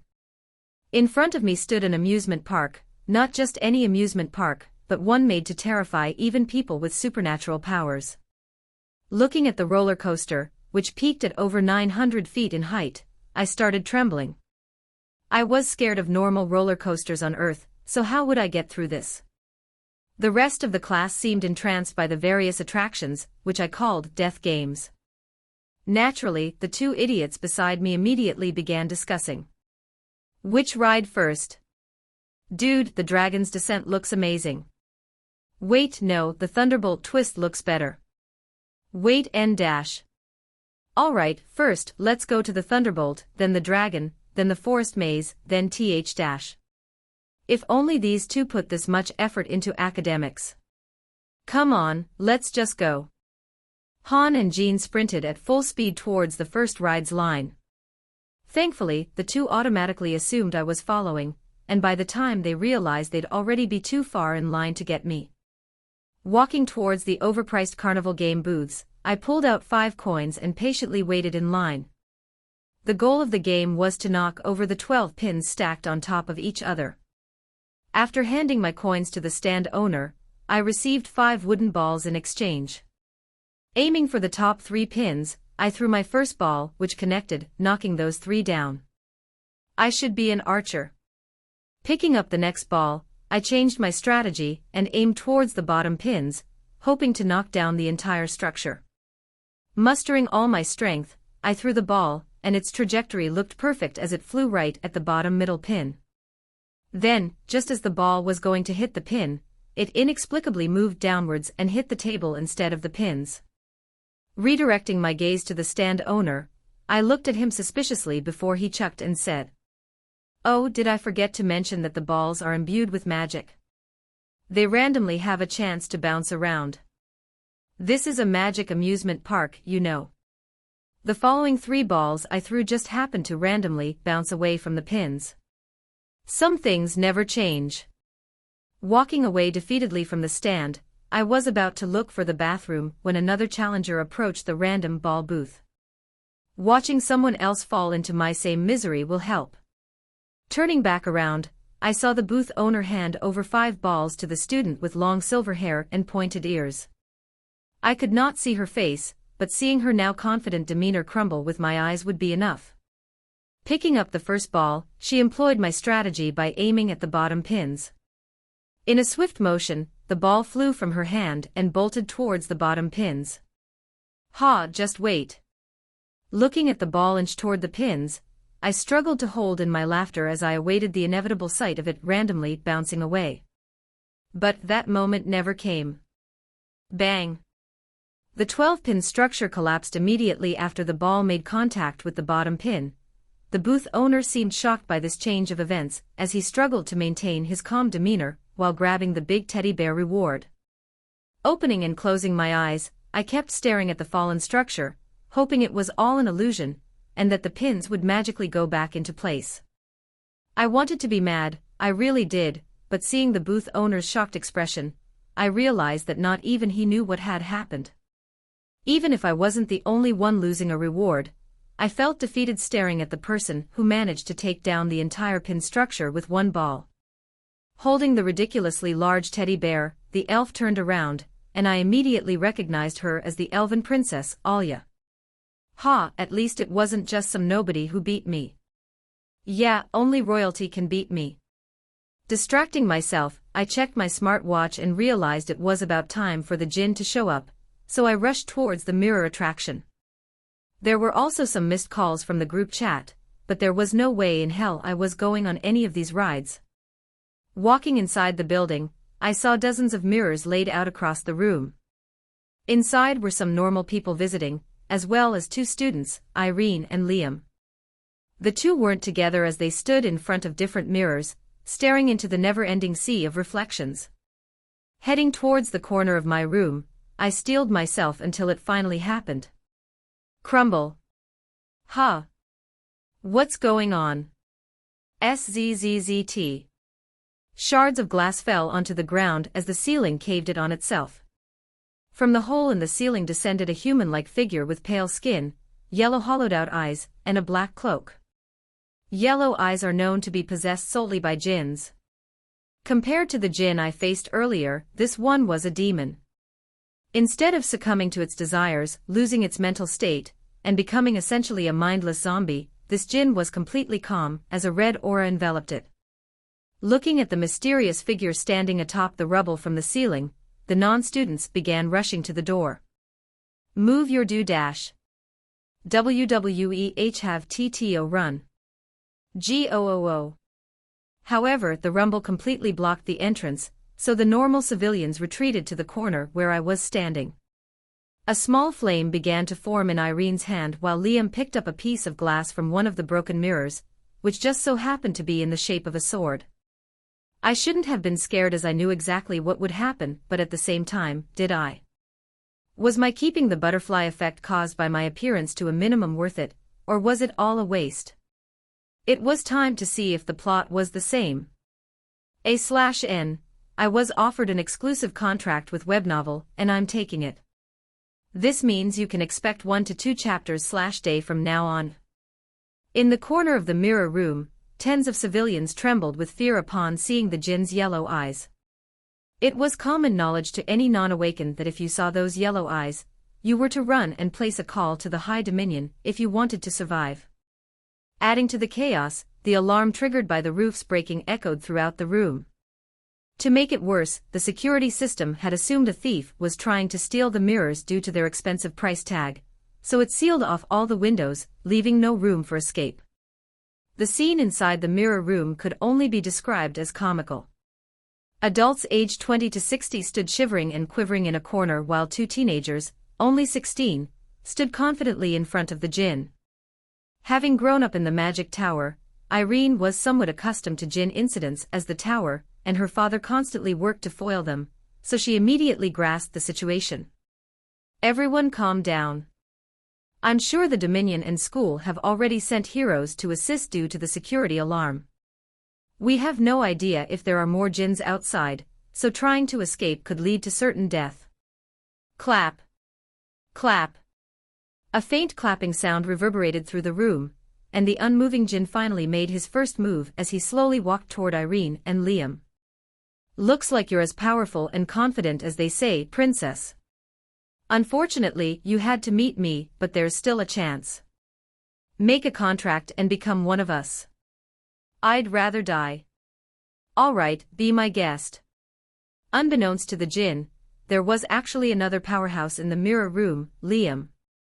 Using Irene as a distraction, Liam slowly wrapped around the room during their conversation, and now, he was only a few feet away from the djinn's back. It almost looked like a comedy act from the sidelines as Liam pulled the classic, "He's right behind me, isn't he?" Letting out a small sigh of relief, I subtly relaxed. My preparations were not in vain. Just like how the story goes, Liam will easily annihilate him. Although this incident could easily be written off as only one djinn appeared, it was actually quite instrumental in the plot. It showed Irene that Liam wasn't some stupid commoner who ranked higher than her out of luck, and it also allowed for some character development with Liam. Now only a few steps away from the djinn's back, Liam tightened his grip on the makeshift glass sword, and then made a wild dash toward the djinn. Hearing the impending footsteps, the djinn slowly turned his back, but it was too late. Liam was already upon him, his sword plunging forward right at his neck. In the next second, Liam's sword pierced right through the djinn's neck, and it was over. Releasing his grip on the sword, Liam slowly relaxed, and let his guard down while staring at his glass sword, which fully emerged inside the djinn's body. The red aura surrounding the djinn slowly dissipated, and his eyes lost vitality as the yellow spark diminished, turning pitch black.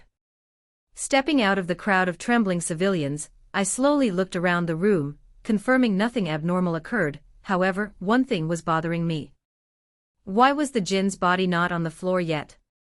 Blocking the entrance, the djinn's body was still standing upright, albeit with a glass sword plunged into its neck. A step back from the djinn, Liam was also looking at the suspended body confusedly. This is not right. Did I forget something? From a distance, I analyzed the body and noticed something peculiar.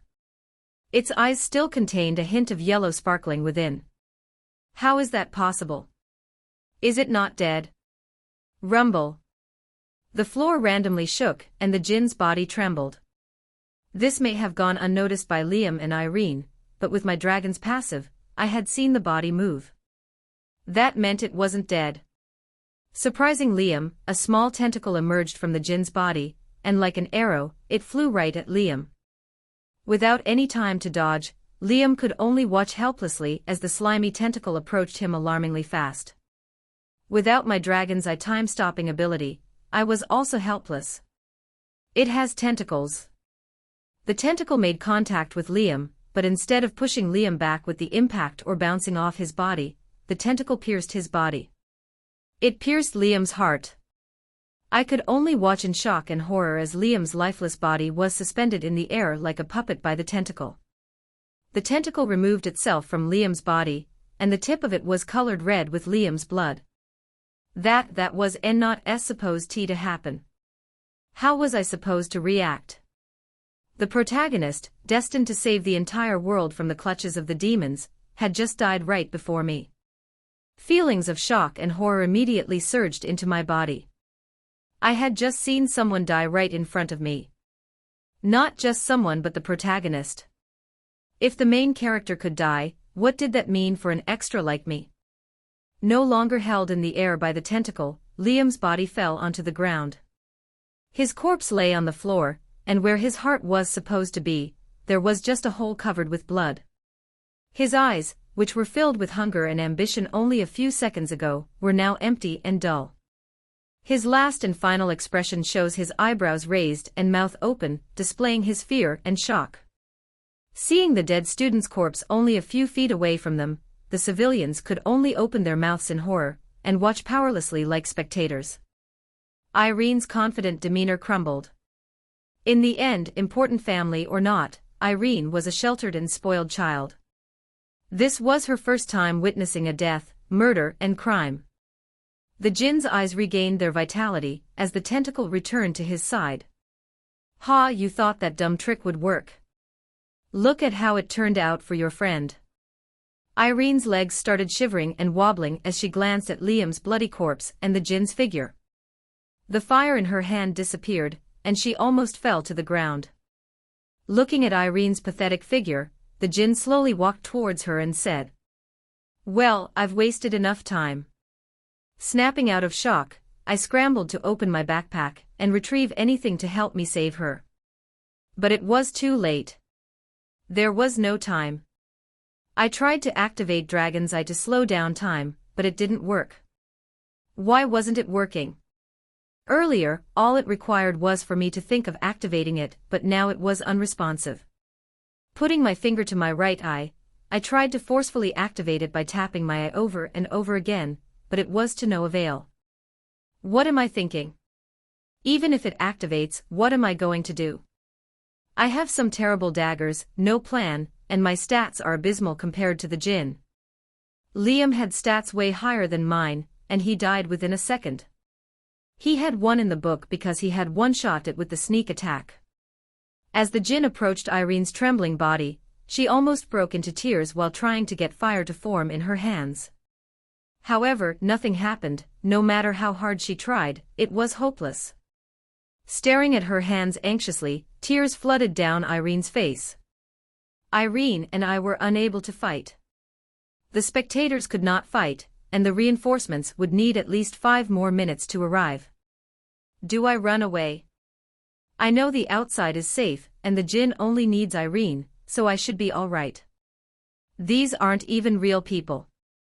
This world is just a book. All these people are just some characters made up by a random author. They don't have souls or anything, they're just the creations of some bored human being like me. Why do I care whether they survive or not? Sure, Liam and Irene dying is bad and a big obstacle to the development of the world, but it's nothing I can't overcome. Why would I risk my life to help Irene? I mean, even if I did, it's not like anything would change. The djinn would just kill me and then Irene. Sure, there was a possibility of me stalling long enough for the reinforcements and saving Irene, but then my death would be all but guaranteed. What do I care about the state of this world? After ensuring my survival by completing the main plot, all that's left is to return. I've been here for almost a month, and my sole goal is still to return back to Earth, where my family is waiting. There's no attachment to this make-believe world. All I have to do is steal all the items, loot, and protagonist role. Sure, gathering up the items and constantly foiling the demon's plans would be a lot of work, but it's my punishment. I'm not naive, I know these 2 deaths were all my fault. The only difference between the book and this reality is my appearance, so the only possibility leads to me. I was stupid to think that the plot could remain the same with my appearance, and this entire scene was the evidence. The evidence of my first failure. Irene fell onto her knees and stared helplessly at the djinn's approaching figure. Stopping only a few feet in front of Irene, the djinn cockily remarked, "You know, I gave you a chance." A familiar tentacle re-emerged from the djinn's body and soared right at Irene's body with the speed of an arrow. Displaying its impeccable aim, the tentacle rose in the air a few inches, perfectly aligning itself with the location of Irene's heart. In a split second, the tentacle pierced right through Irene's kneeling figure, and her corpse collapsed onto the ground. Another person destined to save the world had just died because of my careless and naive actions. Self-deprecation and anxiety weren't going to help me now. Calming myself, I retrieved the daggers I had brought with me. Even if the djinn's target was eliminated, knowing their bloodthirsty and cruel nature, it was possible that the djinn could start randomly killing off civilians, including me. Glancing at the 2 lifeless bodies on the floor one last time, I made a break for the exit. The djinn seemed to be occupied, and he was kneeling down and checking Irene's body for some items, so now was my perfect chance. The rumbling caused by the djinn's recovery from Liam's attack had moved around the rubble, so there was a small hole. The light from the sun surged in from that hole, illuminating Liam's lifeless body, which was only a few feet away from the exit. The civilians seemed to have grasped my plan and quickly followed me towards the exit. Of course, this was all part of my plan. They rushed in behind me and essentially created a body shield for me. They were just some fodder that could be used to ensure my survival. Kneeling down in front of the hole, I crawled through the hole, and within a second I saw freedom. The sun, oh, how I missed it. In the distance, I could see countless heroes with uniforms rushing toward the building with panicked expressions. As always, the police or whatever government organization is too late to prevent anything from happening. I wonder how they would react upon hearing of the death of 2 students. Obviously, Liam's death wouldn't really change anything, but Irene's death could probably cause the closing of the academy. Standing up and leaving the tunnel, I stared up at the sky, enjoying the peace and serenity it brought to my chaotic mind. Then it all went dark. The sun was gone. The sky was pitch black, with no traces of its former blue color. Everything was black. It was a void. The space around me distorted, and a sense of dizziness overwhelmed me, forcing me to close my eyes. Ah, is this my punishment? I knew causing such a scene where 2 main characters die would lead to some backlash. After all, it is all my fault. Opening my arms, I welcomed whatever painful punishment that was awaiting me. However, nothing came. After a few seconds, I carefully reopened my eyes. I was back in the mirror room. Nothing was destroyed. The djinn hadn't arrived yet. Glancing around, I confirmed that Liam and Irene were still alive. Was it all a dream? No, a dream can't be that realistic. I saw the dead bodies in front of me. A/N, thoughts on this chapter? Book went from 0 to 100 real quick. Feeling the concerned gazes of civilians walking by me, I calmed my chaotic thoughts and adjusted my posture to fit in. Replaying the scenes that had occurred only a few minutes ago in my head, I reaffirmed that the scenario I had just witnessed was not a dream. There was no way it could have been. Then, is this a dream or even the afterlife? Did the heroes reporting to Mirror House think I was the djinn and accidentally shoot me? If so, that's quite the way to die. No, that's too unrealistic. The guards wouldn't dare attack me with my student uniform visible, and adding on, I felt no pain. Checking my time on my smartwatch, I immediately ceased all thoughts about my time travel, and decided to focus on the task at hand. Assuming this was true reality, I had the opportunity to fix everything. Taking off the backpack I had brought, I peeked in and saw the pair of school-issued daggers, a pencil or 2, a light red napkin, and a notebook. A sense of dread immediately overwhelmed me. Well, at least, I have a weapon. This was one of many careless mistakes I had made that led to the death of Irene and Liam, being severely underprepared. Then again, how was I supposed to know that my most vital ability, Dragon's Will, would be completely useless? Thankfully, I could get my weapons past the security without them noticing. Or I guess I shouldn't be thankful because they also let a djinn in. What even is the point of having security? Replaying the start of the fight in my head, I began to analyze it bit by bit.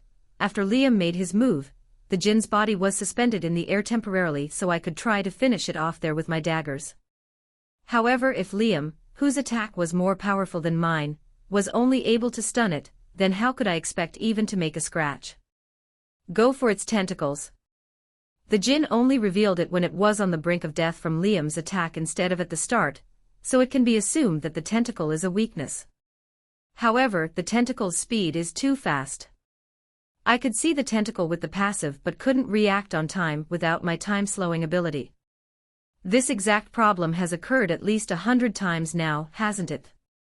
To ensure that both daggers would be readily available, I concealed both of them in my jacket pocket and continued thinking. However, no plan came to mind. I was just another extra background character without my dragon's eye ability. It was the only thing that made me special or gave me power. Otherwise, my stats, rank, and combat ability were average for the school. At some unknown point, I started caring more about maintaining the plot structure than my survival. I could have just taken a bunch of overpowered times to ensure my survival, but I had settled for just one. It vaguely made sense as I would essentially know the future, but at the same time, what good is knowing the future if I'm not there to witness it? Knowing the time of the djinn's inevitable arrival was approaching, one thought kept repeating and replaying in my mind. Why don't you just run away from the Mirror House? Who cares about their deaths? Your survival is paramount. At the same time, another thought kept clashing with that one. For some unknown reason, you were given a second chance. What does that mean? What if you were given a second chance because the first scenario caused the destruction of the entire world, or worse, your death? Why were you sent back in time? A decision needed to be made. If my attack and attempt to make a change failed, my death was all but guaranteed. So then running gave me a 100% chance at survival rather than survival. However, based on my intuition and the hundreds of novels I've read, time loops or travels don't happen for no reason. There must be a rationale for whatever caused it. Some say the fear of the unknown is the greatest. Only now do I understand. I always used to think that is bullshit. I mean, isn't the fear of dying, being kidnapped, or being tortured much worse? But if I ran away now, the rest of my life would be spent worrying about the consequences. I would never be able to relax or enjoy myself again. Those thoughts would plague my mind until the day I die. Living while knowing that some impending doom could occur at any moment would be impossible. Realizing that, I decided to stay. Deciding on that was simple, but now what? Snapping me out of my thoughts, a familiar scene occurred. Rumble. I had survived through my trip to the mountains and done all that training for what? In the end, it was all useless. The ceiling collapsed and a figure surrounded by a dark red aura descended down in slow motion. Wait, slow motion, why is it so slow? Blinking once to confirm, I realized that after hearing the sound, I had subconsciously placed my right hand on my right eye. It was like a natural instinct for me. An act of desperation. After all, it had already saved me once during my hopeless fight with the mountain tyrant, and what else was there to rely on? All that work just to rely on some item. Pathetic. Looking at the people around me slowly turning their heads to the noise source, I realized that, for whatever reason, it had worked. I had been saved once again. But why had it worked? Does it react to my feelings of desperation? No, that's not possible. I was definitely desperate when I watched the two main characters die at the hands of the jinn. Feeling the blood swelling in my eye and my mana dissipating, I immediately removed my hand, and the time around me immediately sped back to normal as the jinn's descent returned to an average pace. There was no need for me to use it yet. The conversation between the jinn and Irene was the same, and Liam snuck up behind the jinn. Dashing at the jinn, Liam plunged his sword into the same exact place, and moments later, the jinn's body remained upright in a suspended animation. Yet I stood still, watching like a sedentary observer. I mean, I mentioned it earlier, attacking the jinn's body would fail as if Liam's attack only did that much. What more could my attack possibly do? Rumble. Again, the floor shook, this time not due to the collapse of the ceiling. The jinn's body slightly twitched, revealing that it was not yet dead. At that moment, my right hand touched my eye, activating the first stage of the dragon's will. Why did I use my right hand to activate it instead of just doing it mentally as I used to? I was worried that activating it mentally wouldn't work, resulting in the loss of seconds in a scenario where milliseconds could change the outcome of the fight. As time slowed, I dashed forward to the center stage, specifically where Liam was. Arriving at Liam's body, I saw his expression remain the same. From his point of view, I was just a blurry figure, so he must have just thought that he had dust in his eyes. And there was also the jinn's body occupying his attention. As for everyone else, it was the same. I was simply too fast in their eyes, and why would they focus on some random blurry figure instead of the body of a jinn that could potentially kill them? Standing a few inches from Liam's body, I shifted my gaze to the suspended jinn. From the bottom of his jet-black coat, a small purple tentacle emerged and flew out. Even with my passive and time-slowing ability combined, the tentacle still moved relatively fast, displaying its incredible speed. Wasn't this guy a bit too overpowered for the first villain? This tentacle could probably still one-shot Liam 3 months after this incident. Taking my daggers out of my pocket, I slightly cut myself on my hands, revealing crimson-red blood. Now, only a few yards from Liam's body, the tentacle raised itself to align with his heart and plunged forward. Moving my daggers to waist height, I waited until the tentacle was within reach of my daggers. As the tentacle inched closer to Liam, his expression transformed from confusion to horror, as he had presumably noticed the tentacle. Its speed was much lower than mine, so he could somewhat make it out. The other civilians and Irene remained neutral, as the tentacle was blocked by the jinn's body from their point of view. Finally, when the tentacle was only a few inches from Liam's heart, I swiftly raised my daggers, and they moved upwards through the air until they reached the height of my head. Looking downwards, I saw the tentacle split into pieces and fall forward onto Liam's body and the ground below. If not for that sight, I wouldn't have even noticed anything was cut by my daggers. They had gone through the tentacle like it was butter. Upon touching the ground and Liam's body, the tentacle pieces immediately disintegrated, leaving no trace. Were they actually made of butter? Swapping my gaze to the jinn, I saw its suspended body fall face forward onto the ground. Besides Liam's sword plunged into it, there was no other evidence of how it died. Seeing the corpse on the ground, I moved a few steps away from the scene, preventing people from suspecting that I had anything to do with the jinn's death, and deactivated the dragon's will. Almost immediately, a surge of pain coursed throughout my entire body, nearly causing me to collapse to the ground. It felt like I was one who got stabbed by the tentacle. Well, it felt more like a truck had hit me, and I actually knew how that felt from my original death. If not for my being somewhat accustomed to the pain from my training sessions, I would have started howling like a wolf and fallen onto the ground. Without looking at my reflection, I already knew that my eye was covered with blood, but thankfully, I was equipped for such situations. Ignoring the pain, I grabbed the napkin from my bag and immediately pressed it to my face. Everyone else was too occupied with the body of the jinn, so no one even noticed me. Irene and Liam rushed towards the jinn's corpse to confirm it was dead. Would have been nice if you did that earlier. The civilians carefully watched the two students and the corpse until, finally, Irene announced, "It's dead." Instantly, some civilians around the room collapsed onto their knees and presumed a praying stance while mumbling something. "Hey, shouldn't you be thanking someone else?" Others hugged their family members and fell into tears. A few moments later, the sound of applause echoed throughout the room as people rushed to thank the two heroic students who stood up the jinn. Irene, being the brat she is, basked in this glory even though she did nothing.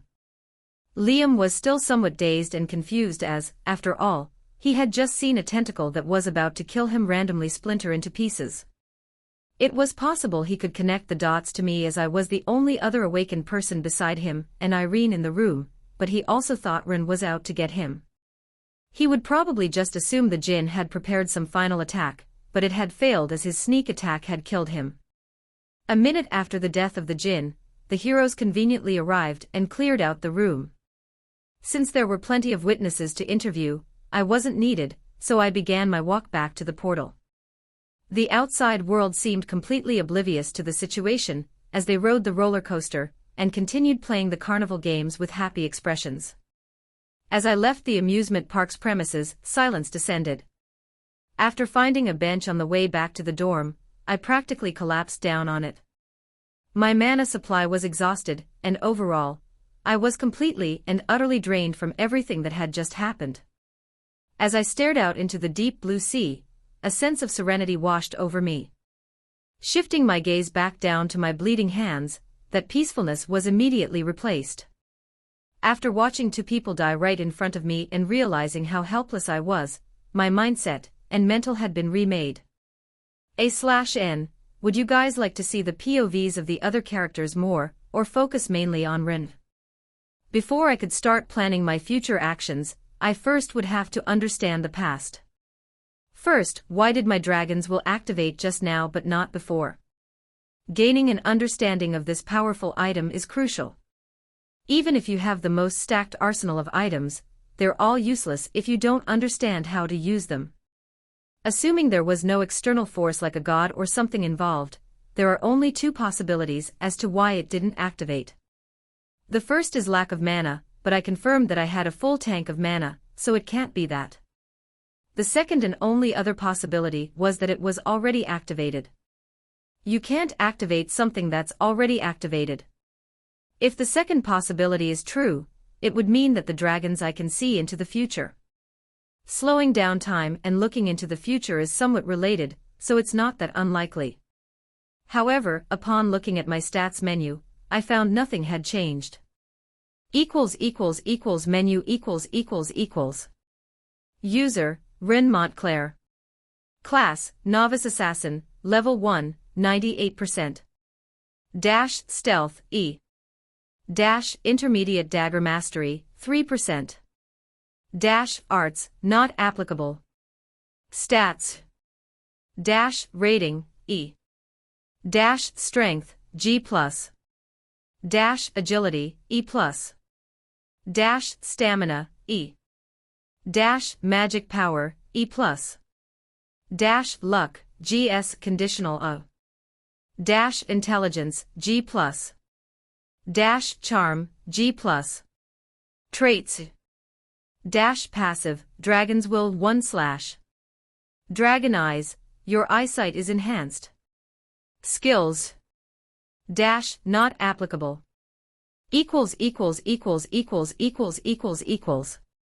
That would have to mean that I could have been peering into the future ever since I first saw my stats menu. If that's true, then why did that ability only activate now? The only notable thing portrayed through the vision was the death of those two, so was the Dragon's Will trying to warn me about that? Is Dragon's Will an item with intelligence, then? How was it able to activate without my permission? Some special items Liam and his party obtained later on can communicate with their masters, so it's not impossible. It would make sense as it did activate during the most important times for me, my near-death experience with the Mountain Tyrant and in the Mirror Room. But then, suppose the Dragon's Will was trying to caution me, what exactly would have happened due to Irene and Liam's deaths? Also, how did Dragon's Will know I would try to resolve the situation instead of running away and escaping? So many questions and zero answers. Ironic that even though I know the future, I still have so many things that I don't know. If someone who knows the entire future world has questions, then who the hell can answer those questions? Realizing that I could only come up with theories right now, I moved on to the next important task. My power was severely lacking. Currently, I have 2 possible upgrades.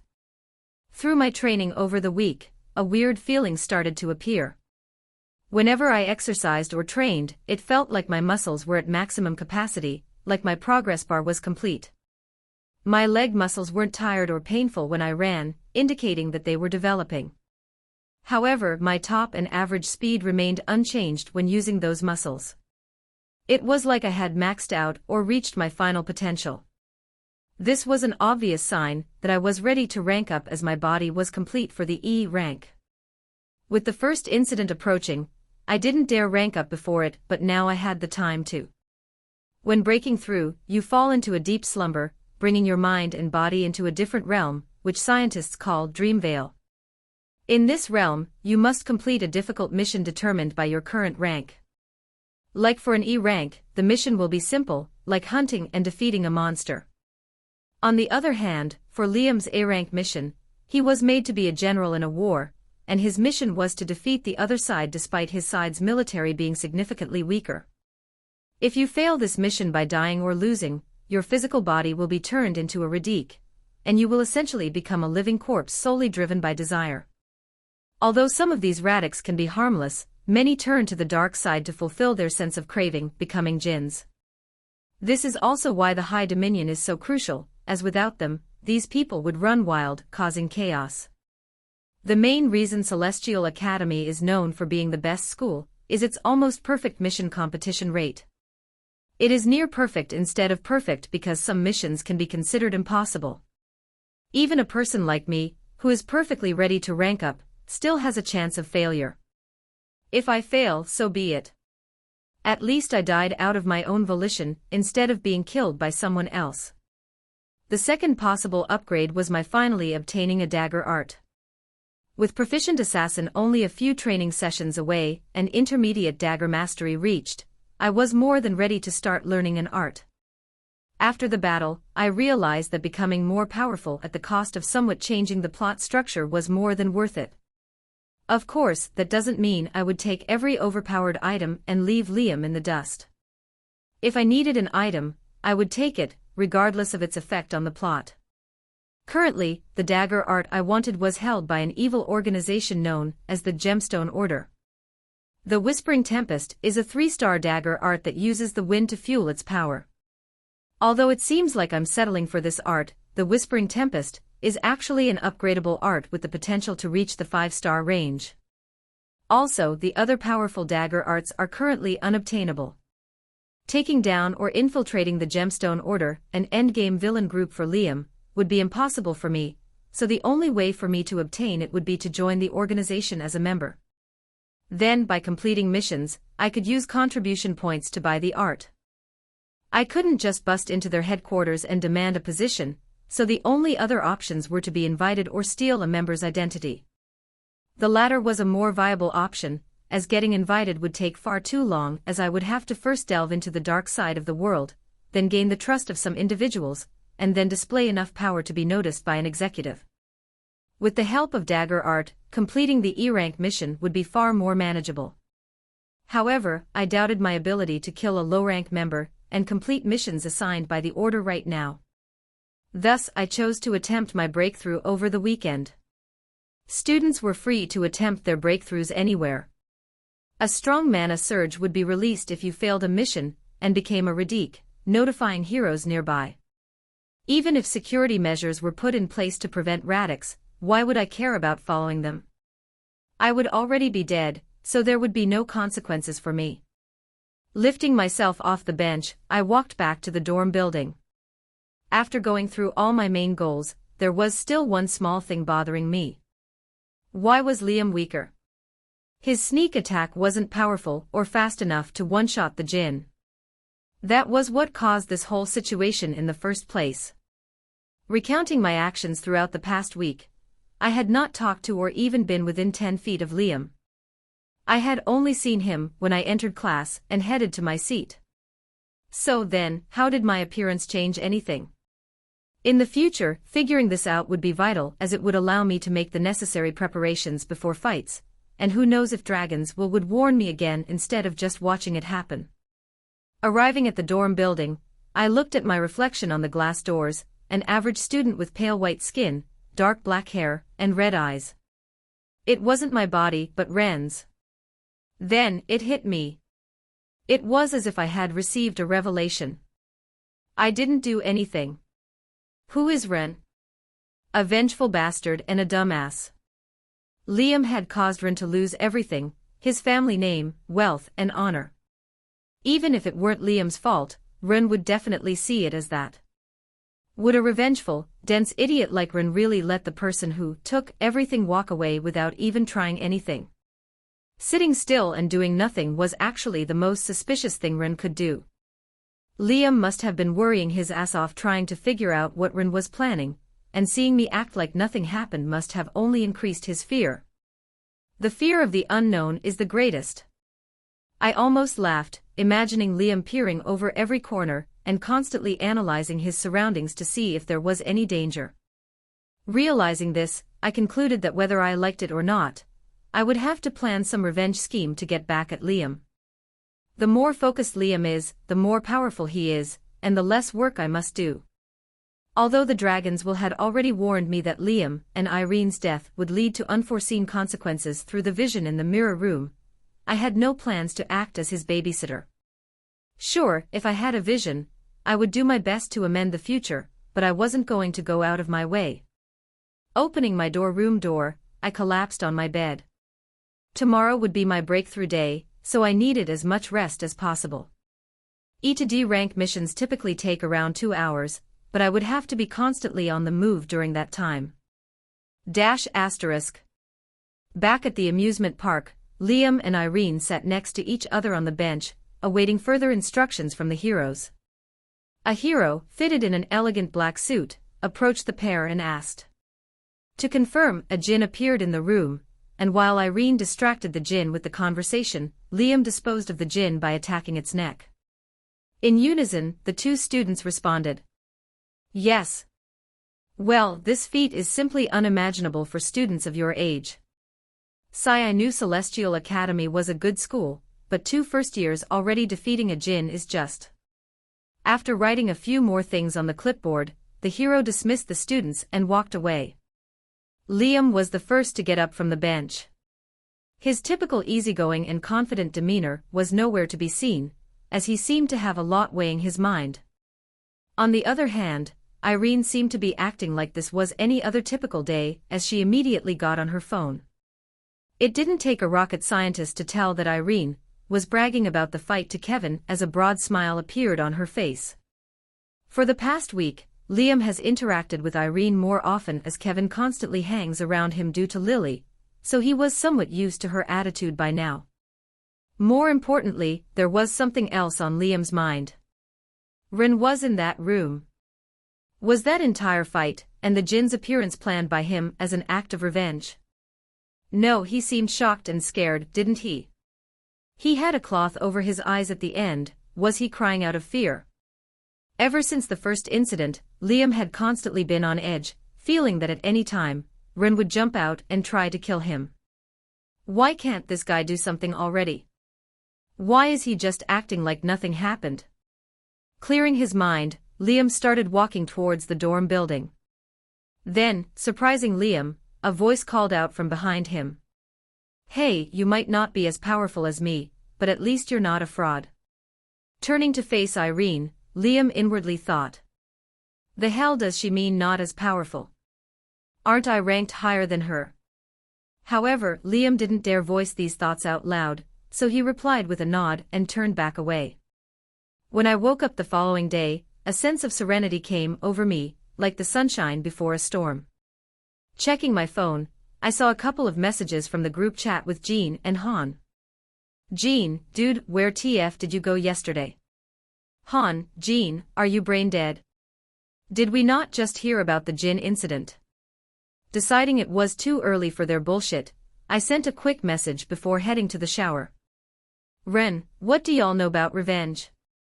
After putting on a new pair of clothes, I sat down on my bed and stared at the system menu in front of me. Entering Dreamvale could be done by simply clicking a button on the menu. However, this didn't mean people just entered Dreamvale as soon as possible to advance.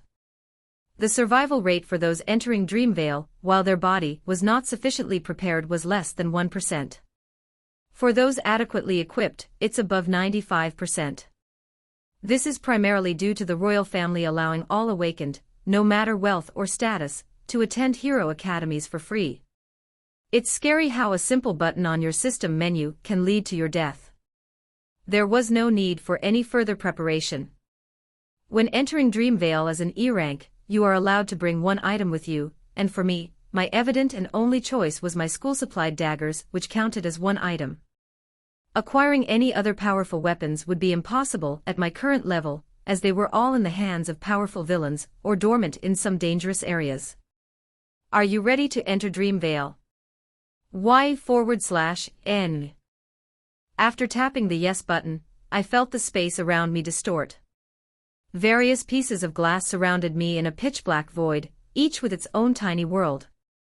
There were rainforests with human-sized lizards walking around, upside-down mountains, and volcanoes filled with an odd blue substance instead of lava. It seemed like my personal world was ready as all the glass pieces around me shattered except for one.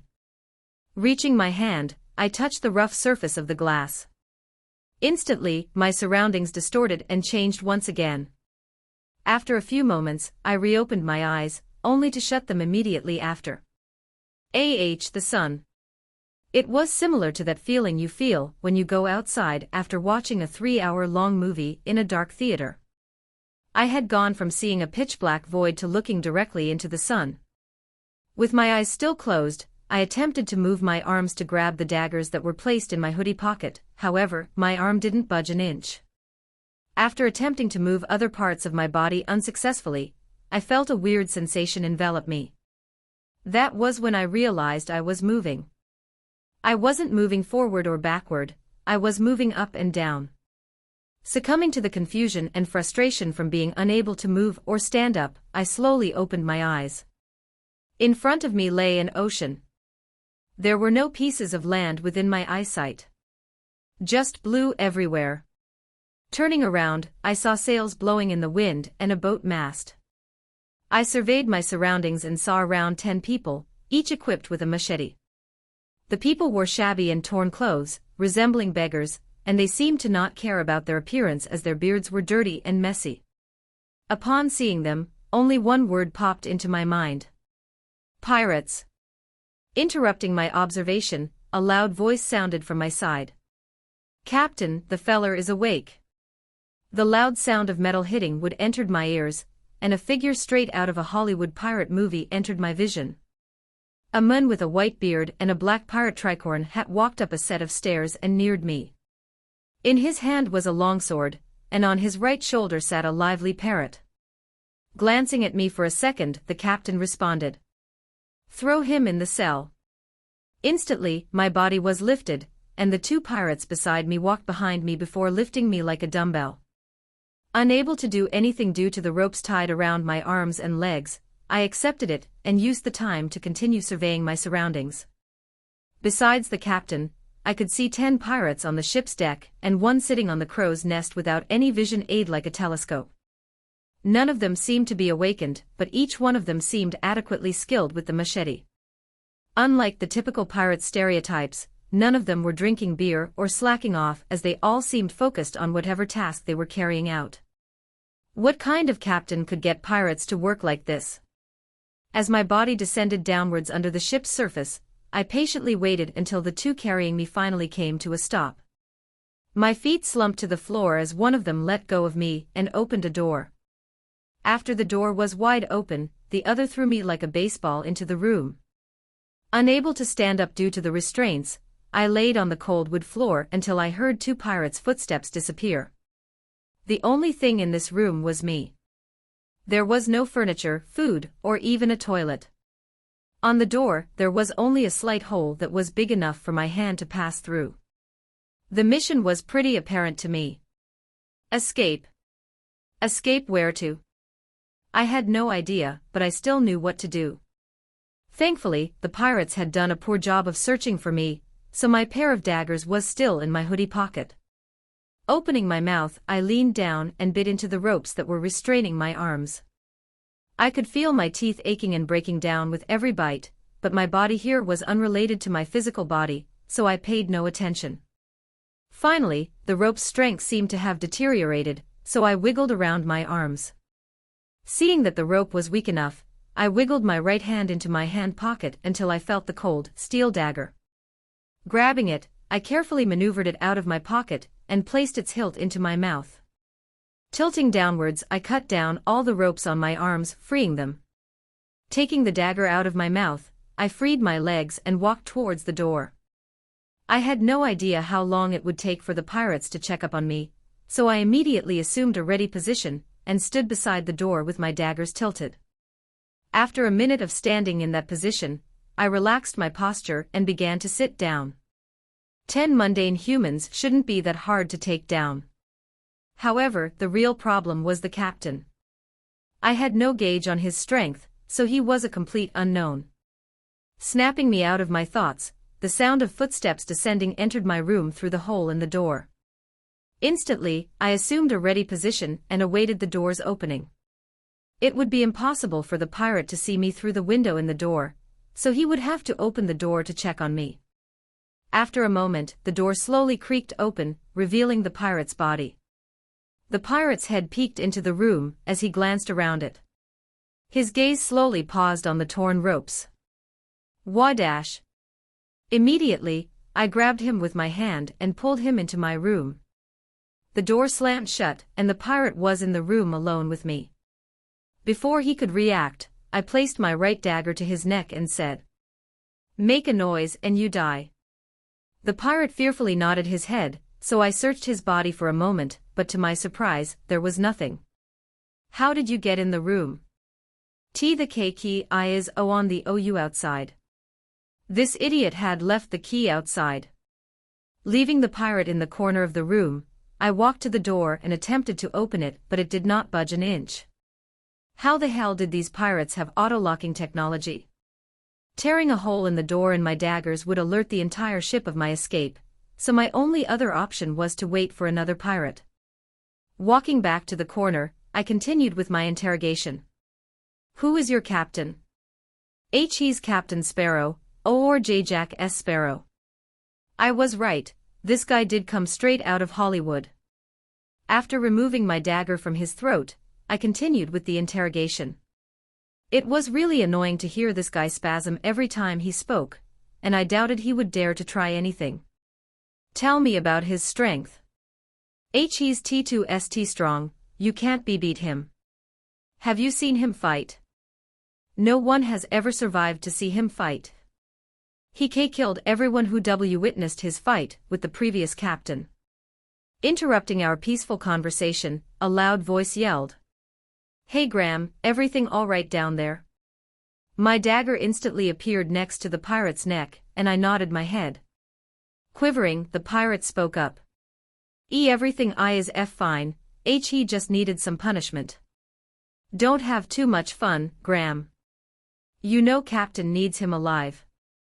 After a couple more useless answers from the pirate, I decided he was worthless, so I knocked him unconscious to prevent him from messing with my plans. Although killing him would be easier, I knew nothing about the captain's abilities. At this point, I assumed that the captain was at least an E-rank power, so it wouldn't be impossible to smell the blood with his enhanced senses. Leaving the unconscious body in the corner of the room, I once again assumed my position beside the door and waited patiently for the next visitor. After a couple of minutes, I could hear the sound of footsteps again. The footsteps stopped right before the door, so I tensed up in preparation for the sneak attack. However, the door remained shut. Instead, the pirate moved a small tray with some food through the small hole in the door. Instead of panicking, I decided to improvise. I had no idea how long the captain was planning to keep me locked up, so I was gambling by simply remaining in the room. Quietly walking to the corner of the room, I dragged the pirate's body until it could be seen through the hole in the door. On the other side of the door, the pirate, curious as to why I wasn't taking the food, leaned towards and peeked through the hole in the door. However, it wasn't the prisoner he saw, but his very own crewmate lying lifelessly on the floor. Instantly, the door swung open, and the pirate rushed inside with his machete out. However, I had long expected this. When the pirate's head peeked through the door, my daggers were already there. In a single swift motion, my daggers decapitated the pirate as his head and body dropped onto the floor. He was permanently silenced. Now, I was truly on a timer. Would the captain notice the smell of blood and death, or would I kill all the other pirates first? Rushing out of the room, I quietly walked up the staircase until the sunlight was visible once again. Observing my surroundings, I saw 8 pirates, all facing away from me, working on some task. Each of them could be taken care of in one blow. However, there was one problem. Above everyone on the crow's nest, I could see the pirate surveying the sea in front and the ship's current situation. I was sure he would immediately report to the captain if something were amiss, and I wasn't confident dealing with 8 pirates alongside an unknown entity suspected of being as powerful as me. Thus, I decided to use the pirate's trust in his eyes against him. Due to distance, the pirates couldn't see the specifics of the situations on the deck, so all I would need to do is make the pirates appear alive. Using the shadow cast by the crow's nest, I arrived at the ship's center unnoticed. After concealing myself with a wooden pillar, I peeked out to the right and surveyed my surroundings. In front of me were 2 scrawny figures, each with a cutlass comfortably resting at their waist. After a minute of observing them, I noticed that the 2 had yet to turn their heads away from the sea. They simply stared out into the sea into utter silence. What the hell is so interesting about the sea? Ignoring their peculiar behavior, I glanced to my right and saw that 2 more figures were there. Unlike the others, they were comfortably resting while talking to each other. Far into the distance, I could spot the last member of the crew sitting down near the front of the ship next to the bowsprit. Since I was directly under the crow's nest, I could not observe the person up top, but repositioning and observing him would be impossible with the clock ticking. The moment the rest of the crew was alerted of my escape, my death was inevitable. No matter how special I was, fighting 7 people, and the captain head-on was impossible. Stepping out of the nest shadow, I quietly and carefully moved toward the 2 pirates conversating, using various things around the ship to hide myself. Once near enough, I concealed myself with the shadow of the mainsail and listened in on their conversation. "Did you hear boss is paying extra for this expedition?" "No shit, why the hell did you think I signed up?" "Just asking, relax. Tisk, just stop with the questions and keep drinking. These guys really know nothing. Did they really blindly accept going on the expedition because of the money?" Holding both daggers horizontally, I tensed my legs and patiently waited for the perfect moment. After 10 more seconds, I saw both pirates pick up their glasses in preparation for a toast. Like a cheetah, I lunged forward towards the table. Besides a faint scraping sound, no other sound indicated my movement. Within a second, I was only a few meters away from the 2 oblivious pirates. In one clean motion, I cocked back my right hand and thrust it forward. My weakness had become clear during my grueling training sessions with the bots. The reach of my daggers was not enough compared to other weapons. One day, after consistently losing to the bot despite knowing its next moves, I chucked my right dagger with all my might. As a gamer, throwing things after a loss or defeat was normal, so this wasn't anything extraordinary. However, what was special was that the throw managed to catch the bot off guard, as it had never expected to receive an attack while I was so far away. The bot determines its moves and attacks using a logical algorithm. What logical person randomly hurls their weapon at you? Thus, I created a new attack. Back on the ship, the dagger gracefully flew through the air like an arrow. This dagger's target was the man's heart on the right. Putting complete trust in my throwing skills, I didn't continue watching the dagger but instead raised my left dagger and pounced at the man on the left. Although the training robots didn't have vital spots like a human's heart, I had trained myself to aim for the typical location of the heart during training. If this pirate didn't die instantly, he would have time to alert the rest of the crew of my presence, effectively ruining my plan. Before the pirate could glance away from his beverage, my dagger was already stabbed into his body. His eyes lost their colorful luster, and his posture crumbled as he slumped onto his chair.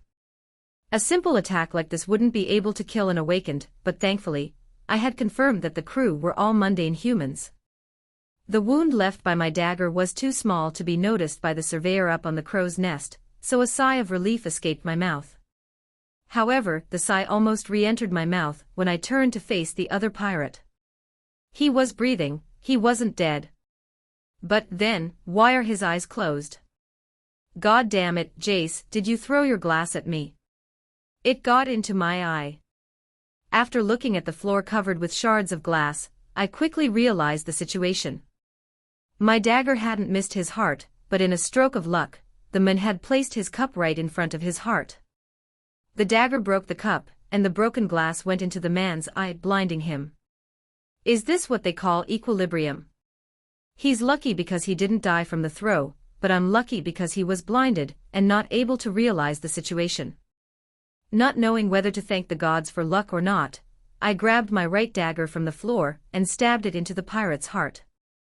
Leaving the 2 corpses, I returned to the ship's center, hiding under the crow's nest. My next target was the man in the distance, but I could not reach him without being noticed. The path there lacked any shadows or things that could mask my presence. Although killing the 2 pirates staring off into the sea would be much easier, there were more risks. Due to their standing position, it would be impossible for me to make them appear alive to observer on the crow's nest, so it would only be a matter of time before I was found out. There was also something else bothering me about their behavior. I doubted the captain was stupid, so why would he assign these 2 pirates the useless task of staring into the sea?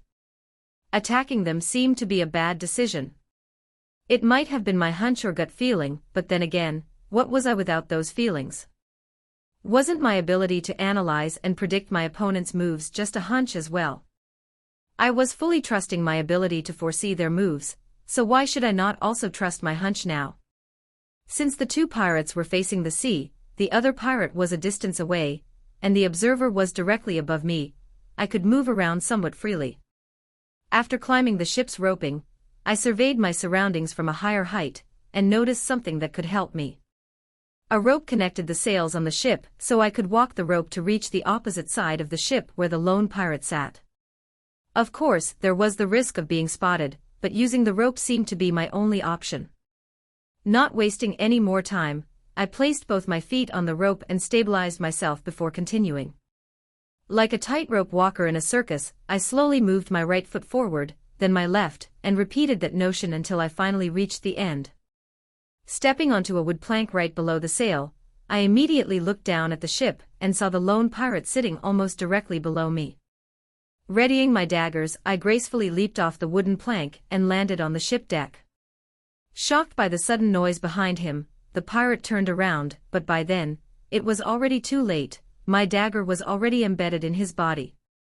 Stepping out of the shadows, I retrieved my dagger and examined the pirate's body in hopes of finding something useful, but like the other corpses, there seemed to be nothing valuable. Just as I was about to resume my plan and head back to the ship's center, a sudden noise sounded above me. Cacaw.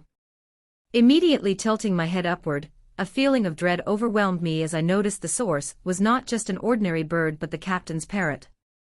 Attracted by the noise of the parrot, the observer on the crow's nest redirected his attention to the area, and there I was, standing in the plain sunlight with two blood-covered daggers. "Captain, he's escaped." On the opposite end of the ship, I could see a door swing open, revealing the captain's figure. Tensing my legs and readjusting my grip on the daggers, I awkwardly awaited the captain's next move, however, he remained completely still. Then, his figure suddenly disappeared from the quarter deck, and in the next moment, he reappeared only a few meters away from me. My dragon eyes, how? My eyes were supposed to see all. However, they failed to catch his movements. There is no way, just what is he? Without waiting for me to recover from the shock, the captain drew his broadsword from his scabbard and charged at me. This time, his moving figure was easily visible to my eyes. Was he going slower? As the charging captain neared me, I sidestepped to the right, avoiding the slash. Without skipping a heartbeat, I immediately propelled my daggers upward, yet my daggers failed to hit anything. The figure of the captain once again vanished and reappeared a few feet away. What's going on, my eyes? Not paying any attention to my words, the captain swung his broadsword, releasing a wind slash hurling right at me. Seeing that it was my first time even fighting against a magic slash, I doubted my ability to parry it with my daggers, so I retreated backward, right out of the range of the wind slash. Instead of releasing countless more wind slashes, the captain stood still and stared at my figure. Was he out of mana already? No, that's impossible, it was just one slash. After a couple of moments, the captain once again charged at me. Knowing he would predict my sidestep dodge again, I formed an X with my daggers and prepared to take broadsword on directly. Under the weight of the heavy broadsword, my X formation didn't break. However, I was pushed back even further, too far even. Not bothering to counterattack, I stepped back and took a quick glance at my surroundings. I was at the very edge of the ship, one wrong misstep would cause me to fall into the sea. This was what he was planning this entire time. Defense would be impossible in this situation, I must take the initiative. Yet, how could I attack or hurt an opponent that could move faster than my eyes? Realizing the captain was preparing another attack, I rapidly cocked my hand back, released my left dagger, and hurled it right at the captain. Immediately after, I followed the flying dagger and charged with my right dagger at the captain. Oddly enough, instead of rapidly moving away like earlier, the captain raised his broadsword to deflect the flying dagger. His broadsword effectively blocked the flying dagger as it rebounded onto the floor, however, I was already upon him right by that time, my right dagger swinging upwards in an uppercut. However, the captain's figure disappeared again this time, and reappeared a few meters away. What? Now that I had some breathing room, I began analyzing the captain's fighting style, however, it just didn't make sense. His irregular and long pauses between fights. His periodic use of rapid movement. His use of only one wind slash. What if he's not moving? Subsequently, I voiced a possibility out loud. Teleportation. The pauses for gathering mana, the volatile use due to lack of mana, and the one wind slash to conserve mana for teleportation. Looking at the captain, I saw a crack in his confident demeanor. His usual impassive expression was replaced with one of shock. Instead of taking the initiative once to attack, I took another glance around the ship. Another thing that bothered me was the reason I had yet to use my time-slowing ability. Where were the other crew members, and why were they not helping the captain fight me? There was an all-out brawl, but the surviving crewmates were nowhere to be seen. On top of the crow's nest, the observer seemed to be watching the fight with a bewildered expression, but on the other hand, the two other pirates remained the same. Simply staring out into the sea. After recovering my left dagger, I refocused my attention on the captain. Sure, I figured out he had teleportation, but how was I supposed to counter that? How was I even supposed to beat this guy? Saying this was an uphill battle would be an understatement. It was akin to scaling Mt. Everest in a winter snowstorm. The open setting of the ship deck was advantageous for him, as I had nowhere to hide. I couldn't just release a barrage of dagger attacks on him to draw out his mana, as I would be left open to his counterattacks. But if I didn't constantly attack him, he would save up mana and teleport away whenever I did attack. Isn't the first rank up supposed to be easy? I'm just a humble E rank trying to get to D rank. What the hell is this?